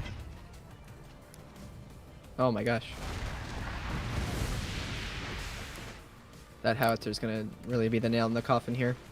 Yeah, although I am surprised to see howitzer rather than anything else. What is it waiting on? I could have sworn there would be heavy mortars in play. At some point. Yeah, I guess he might just not be doing heavy mortars. I guess not. It's just strange to me because the fact that the Von Eagle is not spending any of its money right now implies that it's at the end of its build order, and there is such an obvious forward path that I am genuinely surprised that we're not seeing more. But again, 15-minute time limit, taking that into account. True. You do want to have like at least 2 minutes at the end of just raw damage output, and for that you want to be at the end of your build order, so why not? I'm surprised it's really only targeting this cannon. It's not targeting the gunner or anything like that. It's Oh. really just going for the main area. Yeah, that's something I've seen super often, and that's actually something I've seen players exploit versus my AI, where they'll just build a sandbag out the front first, let everything target it, and then just like have it on auto repair. And so literally every weapon for the rest of the game will target the sandbag until it is dead, and the player is free to do whatever they want elsewhere in the world in the match for the remainder of the game. Oh, it's firing. Oh, Massive clean damage. through. That's Yeah. going to be Oh, and now it's firing at the front. unrecoverable. Interesting. Jeez, it's having a disco party with the repair symbols. Hmm? Jeez. That is far more costly in repairs than Lavin will ever have an opportunity to fund. And that's going to Core be it. and straight through. GG. Very well played. My gosh, 127,000 damage. Jeez. Whew. They do quite a bit. That's a lot of burn. With that, Von Eagle moves on, and Lavin is eliminated. Indeed, Von Eagle to go on to face Firework in the semifinals. Speaking of, we're starting those now. Pretty good. First up, Taichu versus Eaton. Oh yeah. This will be very nice to see. Yeah, it is interesting that he does go to the howitzer instead of cannons. I mean, it does make sense that it could also be helpful for faking out gunners as well, just in case the enemy has more than, one. Oh no, absolutely. It is a very good strategy. Yeah, it's another good distractor. But I We believe are good to go. we are good to go here. And we're off. All right. On the left side, we have Taichu. And on the Facing- right, we have E10. So I suspect this is going to be another very swift match here. Yeah. One way or another. Either Eaton manages to remove his opponent before the 4-minute mark, or loses horribly. And that's how this goes. Yeah. It's really a most all-in strategy here tonight, at least. It is by far the most all-in strategy I have seen in this tournament. Oh, yeah. And it's effective. Very effective. Oh, yeah. Disgustingly effective. Mm-hmm. Yep. Jeez, tech is almost done. I got the little bracings in there, just for the mortars to be able to fire right through. It's very nice. I like that design. Oh yeah. I've played around with that design kind of quite extensively, and you have to be careful with it because the AI will attempt to fire at its full range of motion, and it will just basically spam out random angles at random targets until it is allowed to fire. So if you make these tiny little quote-unquote doors, these little openings too small, the AI basically never fires. Yeah, it's Despite I'm sure having it's a an very big angle. balancing act. Mm-hmm.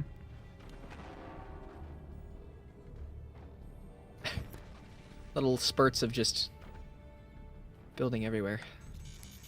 No gunners yet to be seen. And it begins. Yeah. Oh, and it has a straight shot right to the battery. Oh no. No. That's This something is that you hate to not see. Good. And that's It's, going to be it. Oh. Massive damage, critical hit on the battery. This might... I wonder if this AI is going to fall before faster than mine, which would be impressive. It's kind of it's got the Death Star kind of vibe going on there. Straight to the batteries. Explosion. I like how it went from, oh hey, the only thing the mortars can see is a battery, so they're going to shoot the battery. And now it's just like, yeah, we can go through the wood. Mm-hmm. I think we can do this. That Anywhere first becomes fire. a target now. Oh my gosh. Oh, it rebuilt Uh-oh. the battery, and it's immediately Oh, no. getting targeted again. Oh no. Oh, it might just be going straight for the core. I think it was aiming for the metal storage that time. Huh, well, it successfully killed it. It did. That's Oh. definitely aiming for the battery again. Uh-oh. This is, Oh, it's trying to Yep. repair. there it goes. Mm-hmm. 20% reactor health. Music is Incoming kicked in. wave. And we have Oh, it. and there it goes. Taichu has been eliminated. 3 minutes. minutes. Fastest so far. My gosh. By about 16 seconds, I think. Jeez. Oh, good God. 0 versus 17,000 damage. My god, Ethan. It's a monster. It's disgusting in all the greatest of ways. Eaton moves on. My gosh. This time Taichu moving on to the bronze match to face off the loser of this next one. Not bad, not bad. So next Yes, up E10 we is have... in the finals. Indeed. Congratulations. So next up we have Firework versus Von Eagle. This more Von Eagle. Yes, good. I'm excited about this. Oh yeah. Firework has big chunky base and Von Eagle does a lot of mortars. We'll have to see how well this works. It seems Bonwo's, I think that was the AI with the AP sniper, wins against E10s. Which actually makes a little bit of sense with the AP sniper there. Oh yeah, I am not surprised about that at all. Oh yeah, they did some testing, but unfortunately, it was defeated before. Oh yes, there are a fair few strategies, a fair few easy to implement and extremely simple strategies that beat Eaton's. It's just no one is going to really choose those because in doing so, you are countering one specific build and losing to everything else, which is what makes this strategy so good. It's like, why would you, if you knew everyone is throwing rock, why would you ever throw scissors? Oh yeah. So that's Yeah, the it really is, it's situation kind of we like got going on here. a lose-lose kind of game that Eaton's making you play, which is Mhm. just a good idea. Str- Means that you get a win-win. Win on strategy. Oh yeah. All right then, and we're off. Last match in the semifinals. Here we are. Firework on the left versus Von Eagle, mortar guy, on the right. So we're going to be seeing more mortars versus fireworks attempt to survive mortars and get out some lasers. Von Eagle does have quite the dangle, so if Firework is able to get out a laser, we could very, very easily see this go Firework side. I suspect Firework will not live long enough. I strongly suspect Firework will not live long enough, but Yeah. who am I to cast aside that which has not yet been given its opportunity? Very true. I don't remember how much AA actually Firework does get, but if it is enough and soon enough, he could delay the mortars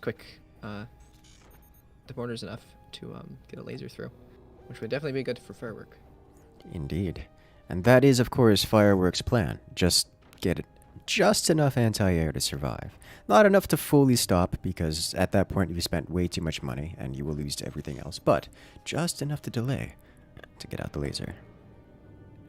Yeah, if you put enough to fully stop it, you're probably losing more metal if you're just taking the brunt of some of the damage. Yep. Face tanking is sometimes a good thing. Is very effective.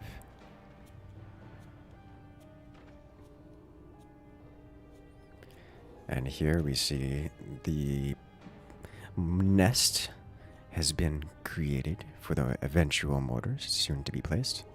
I appreciate, and this is something that I spent some time optimizing, I appreciate that the AI is forced to wait until the workshop is completed. That way it can place all 3 mortars at once.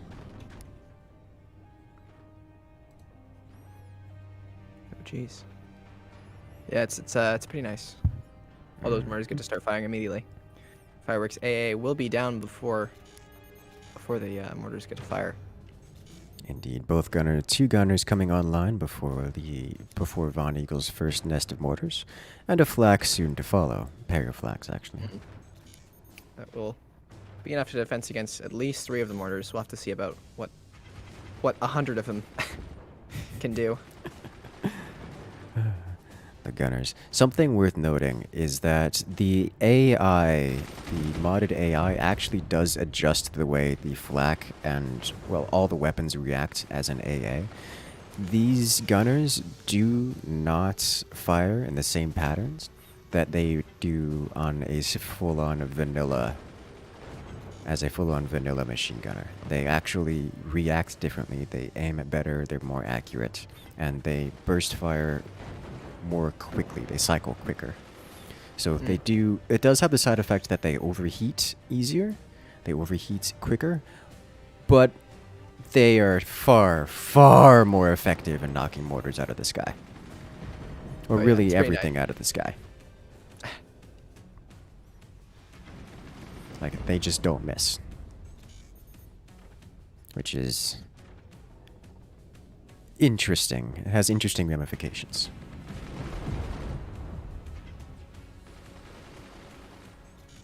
I say as one makes it through. Yeah. Well, the dual flaks, they really can really deal with 2 volleys like on their own. There's flak is so good. Very nice. It is indeed. Although the shotguns are very insane when it comes to defending against mortars, as we saw with Noah's AI. That lower down shotgun had free will to fire on anything above, and it acted on that will. It did, and I am surprised the shotgun is as effective as it is. Yeah. But hey, you know, that's why they built it.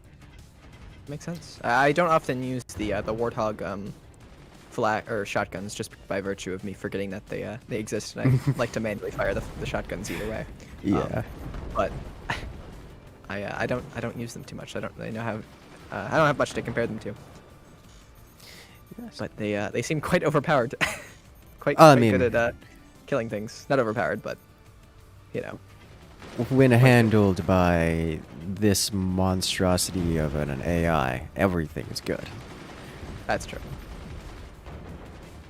But it looks like both players are getting their dangle on, as Von Eagle has hardly landed a single hit.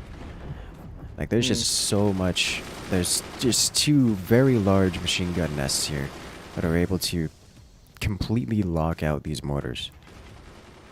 I'm actually I just remembered that Von Eagle does get the howitzer eventually, so that a blade of armor will be helpful in defending against that if will. it can rebuild it successfully. For the first time, we will get to see. I think we will get to see the howitzer fired.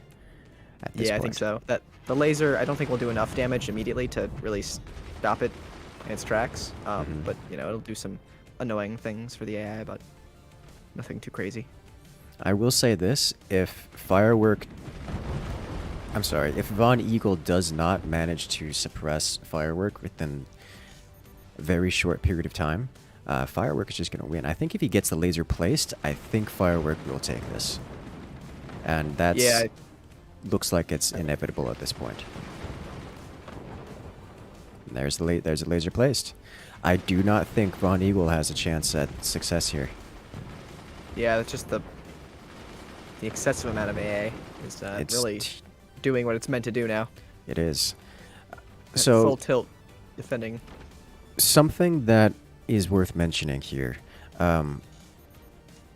If you build in a manner, Von Eagle isn't quite doing this. He does have a phase for this later. But if you build in a manner that allows for constant firing of these mortars, you can actually basically soft lock your opponent who has built this much AA just by draining their energy. Because every time you fire your mortars, the opponent's AA will fire. And AA is not free. These machine gunners don't cost much to fire. These flak do not cost much to fire. But it is not free. And if you are able to constantly fire your mortars, you will constantly drain the opponent's eco and effectively soft lock them.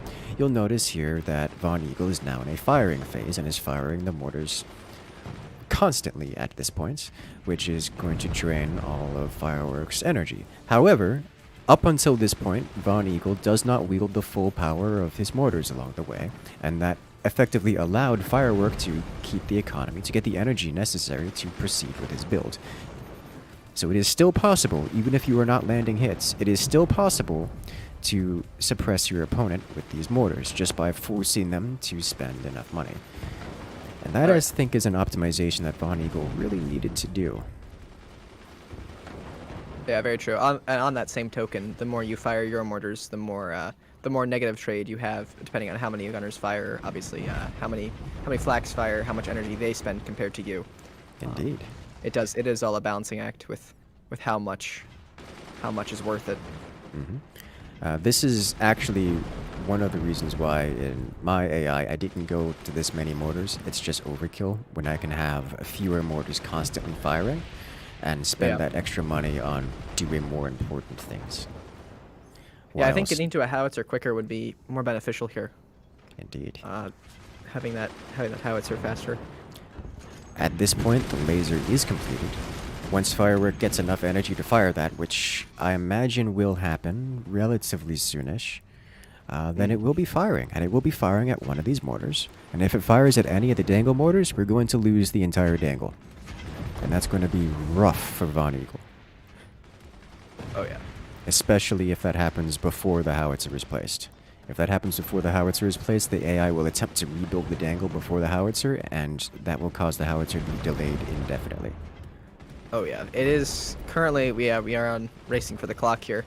That munitions plant is 3/4 of the way done. It will have the metal to build the howitzer pretty much instantaneously, so that is good. But we'll have to see. At this For Von point, Eagle. Firework is net positive with their energy, expenditure compared to their usage on the AA. But Yeah. it's the laser has the ability to fire, but the howitzer is Oh, placed. and there is the howitzer. So. All right. So Von Eagle is safe. Will have the opportunity, and the laser fires. Oh, it goes straight for the howitzer instead of Wow. the Dom. mortars. That's unexpected. Very unexpected. Like it had like a 1 in 7 chance of doing that, and it's going. Second for one it goes again. for the same shot. Jeez. Conveniently, that sandbag is in the way, which Oh, yeah. is getting replaced same tick, or well, yeah, after 1 tick, which can cause it to eat the sandbag several times.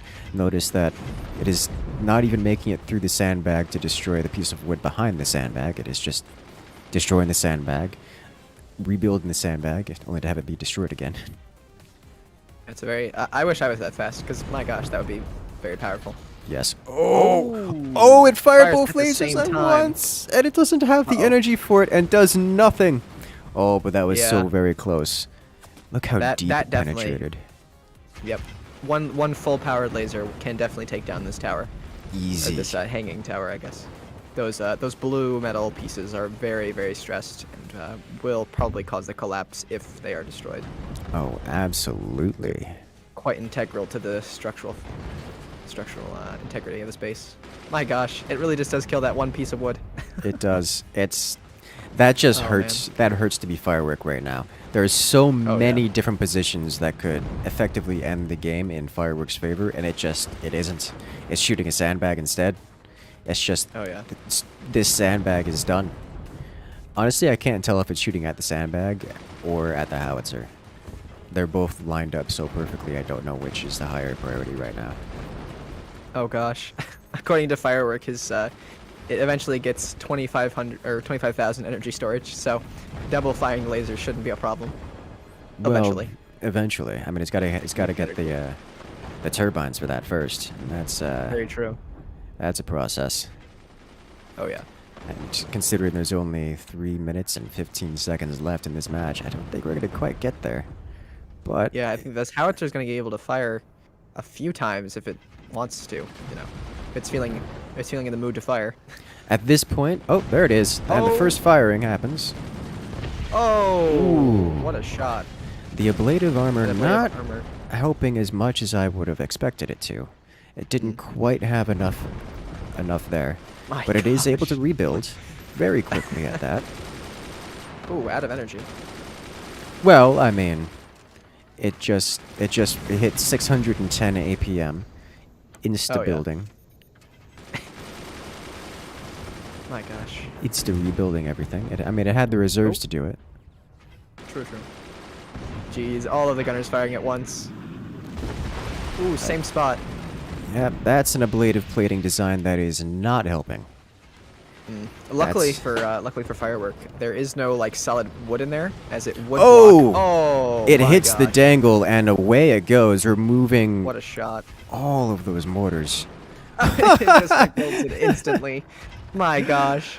Oh, jeez. Is that a new high? Not quite. Only hitting 520 APM rebuilding that. Oh yeah. A mere 520. Mere 520. So that's gonna put. Like I was saying. Oof. Nope. Jeez. Like I was saying, there's no solid wood in the ablative armor, so when it does fall, it doesn't block the AA from firing at all, and it doesn't hinder it while it falls, which is I guess good for him, but not for Von Eagle, as he really does need these mortars to get through more. Oof. But If Firework can make one more shot like that, Von Eagle will not have the ability to rebuild that in any meaningful period of time. As Von Eagle was actually floating all of his resources away, so... Oh no! fires double again, but Doesn't have the energy for it. the howitzer also does miss. Just a clean miss at that, too. I'm actually not Yeah, sure I who is this. I don't know. I think that howitzer is done enough damage where it can... I'm not sure. I think so as well, but I really don't know. Those lasers have been far more active than the howitzer. True. I guess we'll have to see. I believe we will. Oh. Oh, yeah, all that splash damage just does a lot of damage. It is... That is a huge amount of damage. He needs some sort of core damage if he wants to really secure the victory, but I think Team 2 has this at this point. We'll see. Mortar versus mortar in the finals, we'll have to see. Oh, that'd be pretty funny. That would be. Oh. Last ditch effort fire. It's a little bit more damage output. And Oh, the howitzer. Oh my gosh, Oh, imagine if that's the even victory more. shot. Team 2. Oh god, yeah, that Oh, wasn't even wow. close. Oh my gosh. Okay.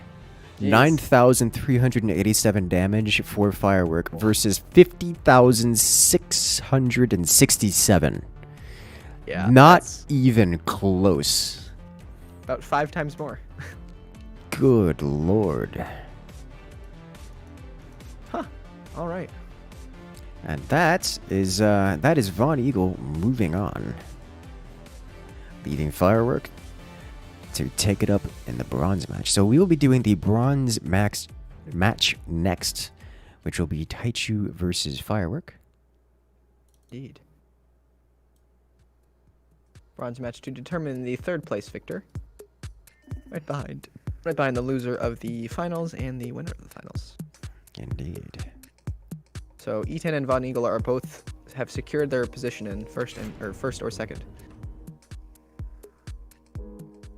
Pretty cool. And I believe there's the AI trophy or the AI the badge in game for the victor.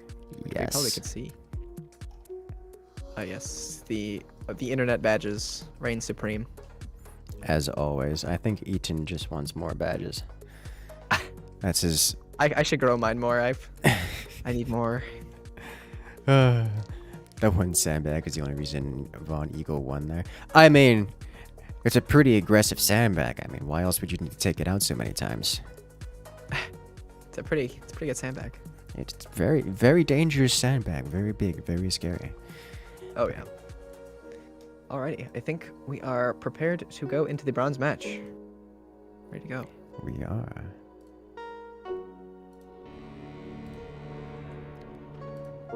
And we're off. On the left side, we have Taichu.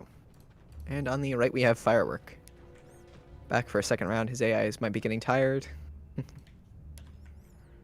Forever exhausted. This is usually the point Yes. where, if these were human hands, we would start to see memes and exhaustion take over. Oh, yeah. But We need these where are the tier AIs 3s? We need the tier 3s. Could you imagine if the God. if the AI were actually able to do tier 3s? And they didn't just I have know it's a been tried mental because it would be breakdown. magical if we could, but Yeah. They don't understand things that are not direct fire. unfortunately. What does ablative armor do? Or by that you mean, what is it designed to counter? It is actually designed to counter weapons such as the howitzer.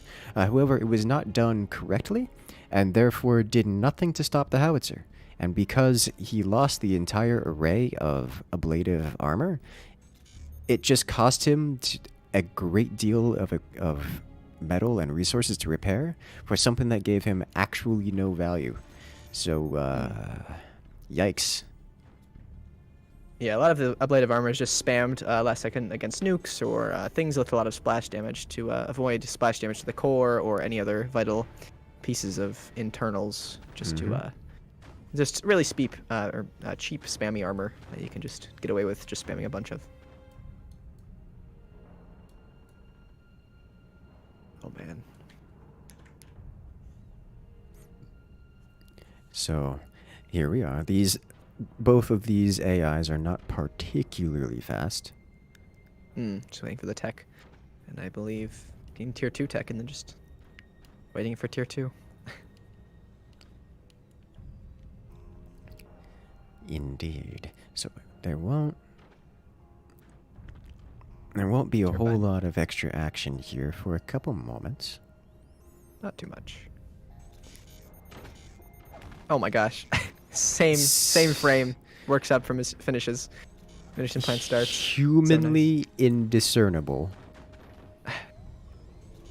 Oh, I'm sure I could get my Wild. auto clicker going fast enough. Oh god.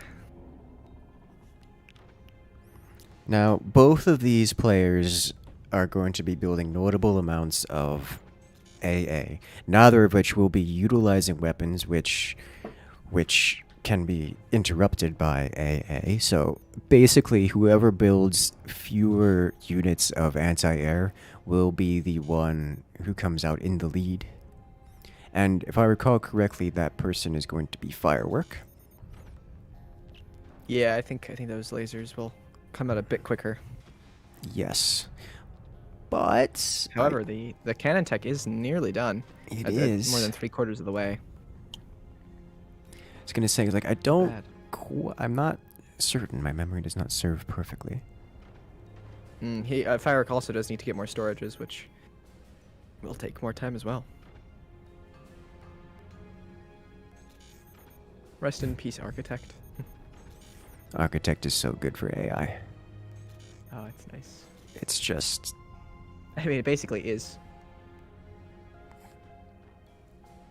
Free rebuilds almost.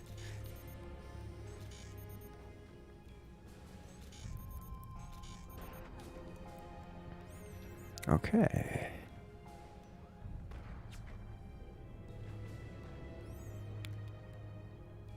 And I'm kind of surprised that Sniper doesn't have a shot on the flak in the rear, but I guess it is close.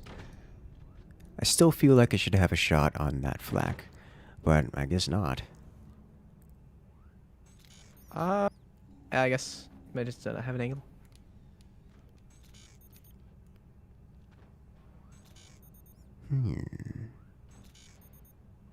Interesting. Yeah, we're just waiting for things to finish building.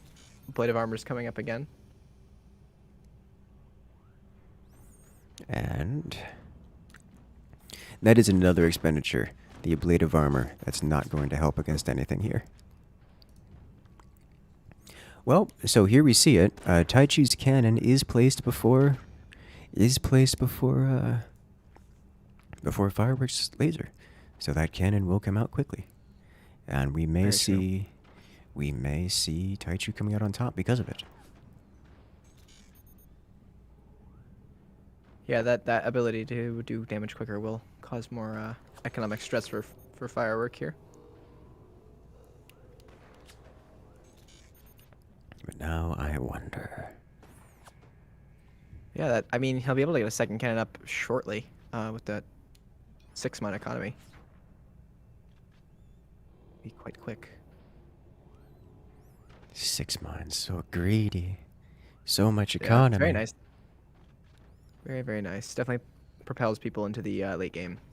Oh, absolutely. Especially for AI that don't understand concepts like saving money. And instead just have to always No, have just enough spend, spend, money. spend. Yeah. Must spend. Spend everything.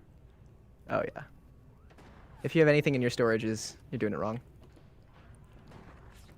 I mean, to be fair, that is true of human versus human. That's it's just true. a little bit hard to As manage. long as you're not floating. Yeah. Don't waste. I sound like Fix It now from Satisfactory. Lovely company. It is. I got my friend addicted to that the other day. It was a great experience. I loved. yeah. I loved his eyes widening. I got as into he a bit of a realized- spell a few weeks ago. It was bad for health. Oh, gosh. I suddenly was doing nothing and just Mhm. playing Satisfactory all day. Oh. Sniper has line of sight to the flak now, and that's gonna Uh-oh. slow him down immensely. Fortunately, Firework did get the plasma laser down before the flak got sniped, because otherwise that could death spiral very quickly. As is, it's likely true. going to be a death spiral anyways. It's just at least there's a laser down to do something real. Yeah, it won't slow down his ability to fire the lasers. It's already in place, so that's good. But Exactly. I think the second cannon is going to be really nearly done by the time the laser is done. So 2 cannons, 1 laser. It's gonna be rough. It's gonna be very rough. Yeah, that Blade of Armor really now is just all it's doing is just adding additional weight onto the fort, which can only really stress it out more. Mm-hmm. No real benefit of the ablative armor here. At least the background ablative armor. If there was foreground ablative armor, then it would, Every it time, would have a this purpose. cannon, every time, this cannon, Taichi's cannon, it tries to fire at something up on top, like the sniper, and it can't. And it fails every single time. Yeah, that one little brace there, or one big brace there. It's messing it Causing up so fun. much. One little brace can change the whole game. At least the lower cannon is capable of firing more reliably. That's true. But, oof. And then the super lower cannon is very good as well. Oh yeah, that one's the one that's actually won the game every time. Oh yeah. It's just that It one has such a lower nice position. angle on the core, such a nice angle on batteries, internals. Everything back there is weak to the lower cannon. It really is. It is such a beautiful angle. Oh. Oh, it finally fired, and straight to the core. No damage. No core damage yet. Very close though. And Oh, there's the laser. It fires at the Easy. dangle, but there was nothing critical there yet. So we won't Just see... just the gunners. Indeed. Although even if the gunners are fired at on the dangle, it really won't. I don't think it'll slice it enough that the cannon will die. Yeah, I suspect as much as well. However, if I recall correctly... Oh, core damage has been dealt. Oh, 93% remaining. Those cannons are putting in work. That's a little bit of chip Nice. damage. That can start to make the difference. Oh Did yeah. it knock its own door out? Yeah, it I shot its own doors think so. off. Yeah, it looks like Okay. it. Nice job, AI. You tried. And luckily for Taichu here, he does have quite a bit of defense up under his core as well. So there is a little bit of armor down there, so it can't get in as easily. Uh-oh. That's what I was interested in seeing. Does That is exposed now. that doesn't have any snipers though? No snipers in the lower area. Mm-hmm. No sniper coverage. It's unfortunate. That's really very unfortunate.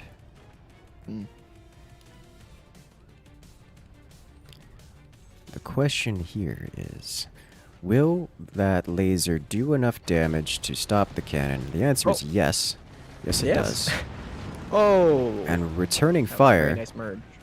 it was a nice merge. It didn't... I mean, there's Do the much sandbags there kind of stopped them. True. But the laser from below goes I got deep. straight toward the core. Yeah, I think this is going to come down to Taichu's two cannons eventually trying to chip away at Firework's core. And Firework trying desperately to aim at something that which it cannot destroy. Oh! What was it aiming at there? I don't know. Maybe the back gunner, and just fired up below it a little bit by accident. But it missed so hard. I don't know. That's... as opposed to... As well as being potentially game-winning right there. That's... I don't Strong shot. understand. Yeah? Yeah, maybe there's just a random chance that it just fires at nothing, but just fires it somewhere on the base. I don't believe that for a second. But... I don't AIs know are what weird. happened there. Yeah. I believe that part, though. AIs are weird. Right at the cannon. Very nearly a door snipe. That could have been bad. Okay. Well, the buzzsaws are being placed, which means Taichu is at the end of his build order. I don't Just that really... cannon down there that needs to get placed. But Yeah. I don't know if it's going to be really much of a use at this point right now. I don't even know if it's placeable. Those might be at too much of an angle. True. It might be illegal to place there at this point. The buzzsaws, however, are going to do effectively nothing, except unless they really don't... Maybe if they have an angle on those... Yeah, right there. That's what I was about to say. Right there. On those machine Yeah. gunners. It could fire at the machine gunners and potentially deform the base somewhat, which could eventually remove those plasma lasers, or at least cause them to be unable to fire upon whatever target they wanted to fire upon. Oh, But wow. yeah. Both buzzsaws firing at the metal. That's the expected Unfortunate. That's the expected use case of those buzzsaws. Yeah. But yeah, if that Ooh. lower buzzsaw aims at these gunners down here, it could actually deform the laser facilities to a point that it could Oh. cause real issues. What a nice conversion there. Buzzsaw splashing on the ablative armor. That is one thing. The ablative armor is going to be useful. The fireworks little confusion boxes in front are actually going to be able to stop the buzzsaws from doing any damage toward his core, which is the point of them. That's good. Yeah. Oh. More chip Oh damage. my. And a bit There of a it collapse. goes. Again, that is the Jeez. ablative armor, so nothing of value is lost. True. But Although the sniper in the door above was Yeah, subject to that that's- as well, I think. a little bit A little bit was lost. was lost. Wow. Mm-hmm. Those are now angled down enough. They The can be fired at by the sniper's able sniper. to- Sniper's well, the sniper found the turbine. That's a story for the ages. We've seen that one before. That's- Yeah, now that fireworks sniper is gone, Taichu has free reign to really just snipe Yes, for as long as he wants. and it's going to be aiming at that flak next. I guarantee it. Oh yeah. Nope, it's the turbine. Every time it's the Turbine. turbine. Hello, Why did I turbine. question? Nearly core damage. Very nearly. But really, it's going to come down to, can these two cannons deal chip damage to fireworks core? So at this point, I think those lasers are not able to actually punch through, especially given 60 seconds left on the clock. If this goes down Yeah. to the time limit, Taichu wins this based on core damage dealt. 8% core damage was dealt. 92 remaining, so he will need to do a lot of core damage in a short amount of time, which is not exactly typical of lasers unless you kill the whole core. Mm-hmm.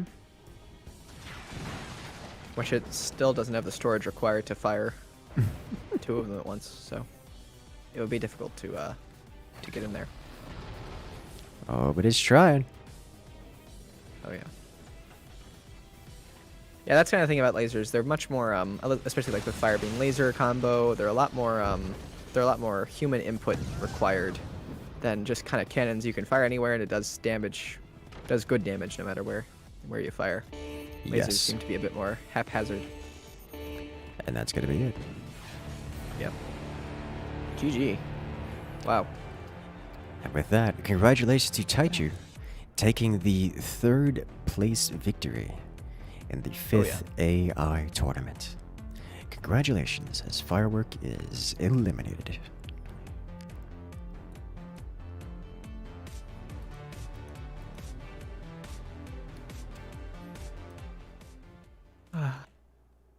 Alrighty. I'm so excited. Oh yeah. This We final get is to going to be very see- nice. We get to see the mortars.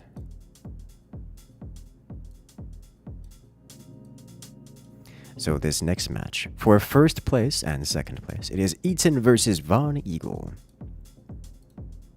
Both players running mortars, but two very different strategies. Eaton going all-out aggression with no heed toward its own life, versus Von Eagle, who at least pretends to care about itself for a time. Yeah. Alrighty. I think I'm gonna Alright. put my money on Eaton. I think if it can Eaton- kill- Yeah, yeah. I think If they can Eaton's kill the got other this. mortars fast enough, I think it can do it. Yes. think I you can do it. think it's going to be a spiral where Eaton, I'm calling it now, I think it's going to be a spiral where Eaton lands its first hit before Von Eagle's mortars are complete, and that's going to cause a death spiral. And Yeah, I the think- only hope Eagle has of getting out of it is if it gets its second mortar set online, in which points it will get some more anti-air to even the odds. True. But that's gonna be I a do rough- think Eaton has it though. We'll have to see. I agree. All right. Be ready when you are. That's that wrong button. Alrighty, and let the finals begin. On the left side, we have Eaton. And on the right, we have Von Eagle. Mortar v. Mortar. I'm so I can't think of a excited. more fitting thing. May the I think of a more best fitting strategy. strategy win. Oh yeah, it should be a fast one though. I think. Yeah, I think it will be determined within the first 3 minutes. We'll have our Mortars are clear very victor. quick. Quite Even if speedy. even if the game doesn't end in 3 minutes, I think we'll have our victor determined by the 3-minute mark. Oh yeah. My gosh, I still can't believe he just leaves the core exposed like that. I mean, Ah. only a human could punish him. So, True. actually, that may not be punishable. No, it is punishable. I think if you can get a sniper up above, you might have an Yeah. angle on that core. Yeah, you can get a sniper instead of going eco first, and you could have a sniper out by the 60-second mark and end of the game. But that's not what we have here. Yeah, he doesn't even defend it until, what is that? That's 70 seconds.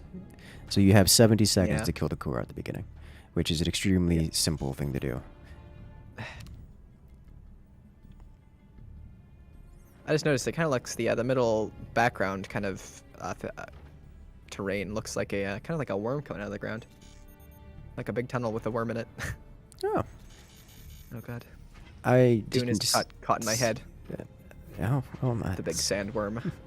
Oh, but they're aiming at the sandbag. Ooh. Ooh. Okay, this may be good for Von Eagle or for Eaton here. Well, not Seems to be everything is firing aiming at the all in. sandbag. All inside there, going for the Yeah. tech. That's I mean, with Noah's base, it killed the tech in like one volley, so it did. might be going for the tech. it did, Uh-oh. Oh, sandbag is dead. and it can't Uh-oh. rebuild it because fire. And oh boy, yeah, this is what I was expecting to happen. This is what I called Structural right damage. here. My gosh, Eaton deletes the battery too. Oh my god, that one gunner took Jeez. out like 6 mortars. That was pretty good. Uh-oh. Poor Yeah, it's Von stripped Eagle. for metal as well. Yep, this is My this gosh. is oof. Pain. Mm-hmm. Quite pain. Oh no. Oh no. Eaton says his AI gets 21 mortars. Oh, Oh my gosh. no. I kind of want to see it just to I want to see it get to the end. Aha. Eaton says he has never once seen it make 21. Yeah, no, I do not believe it is strategically possible. Either your AI is dead or it has killed whatever it is, whatever stands against it by that point. A lot of mortars. I will say this. This one gunner's doing well. Yeah, Von Eagle has lasted longer than every other player so far. With one gunner. With one gunner and a sandbag. That I doesn't think seem to even be firing anymore. we're getting toward the end here, as it's getting close to its core. Ooh. But oh boy, It just slowly deletes all the bracing, so the core just gets lower and lower every minute. That'd be funny. oh yeah, Oh. that's Yeah, it just goes. It just cycles deleting the bracings. Having more it as a core drop. importantly.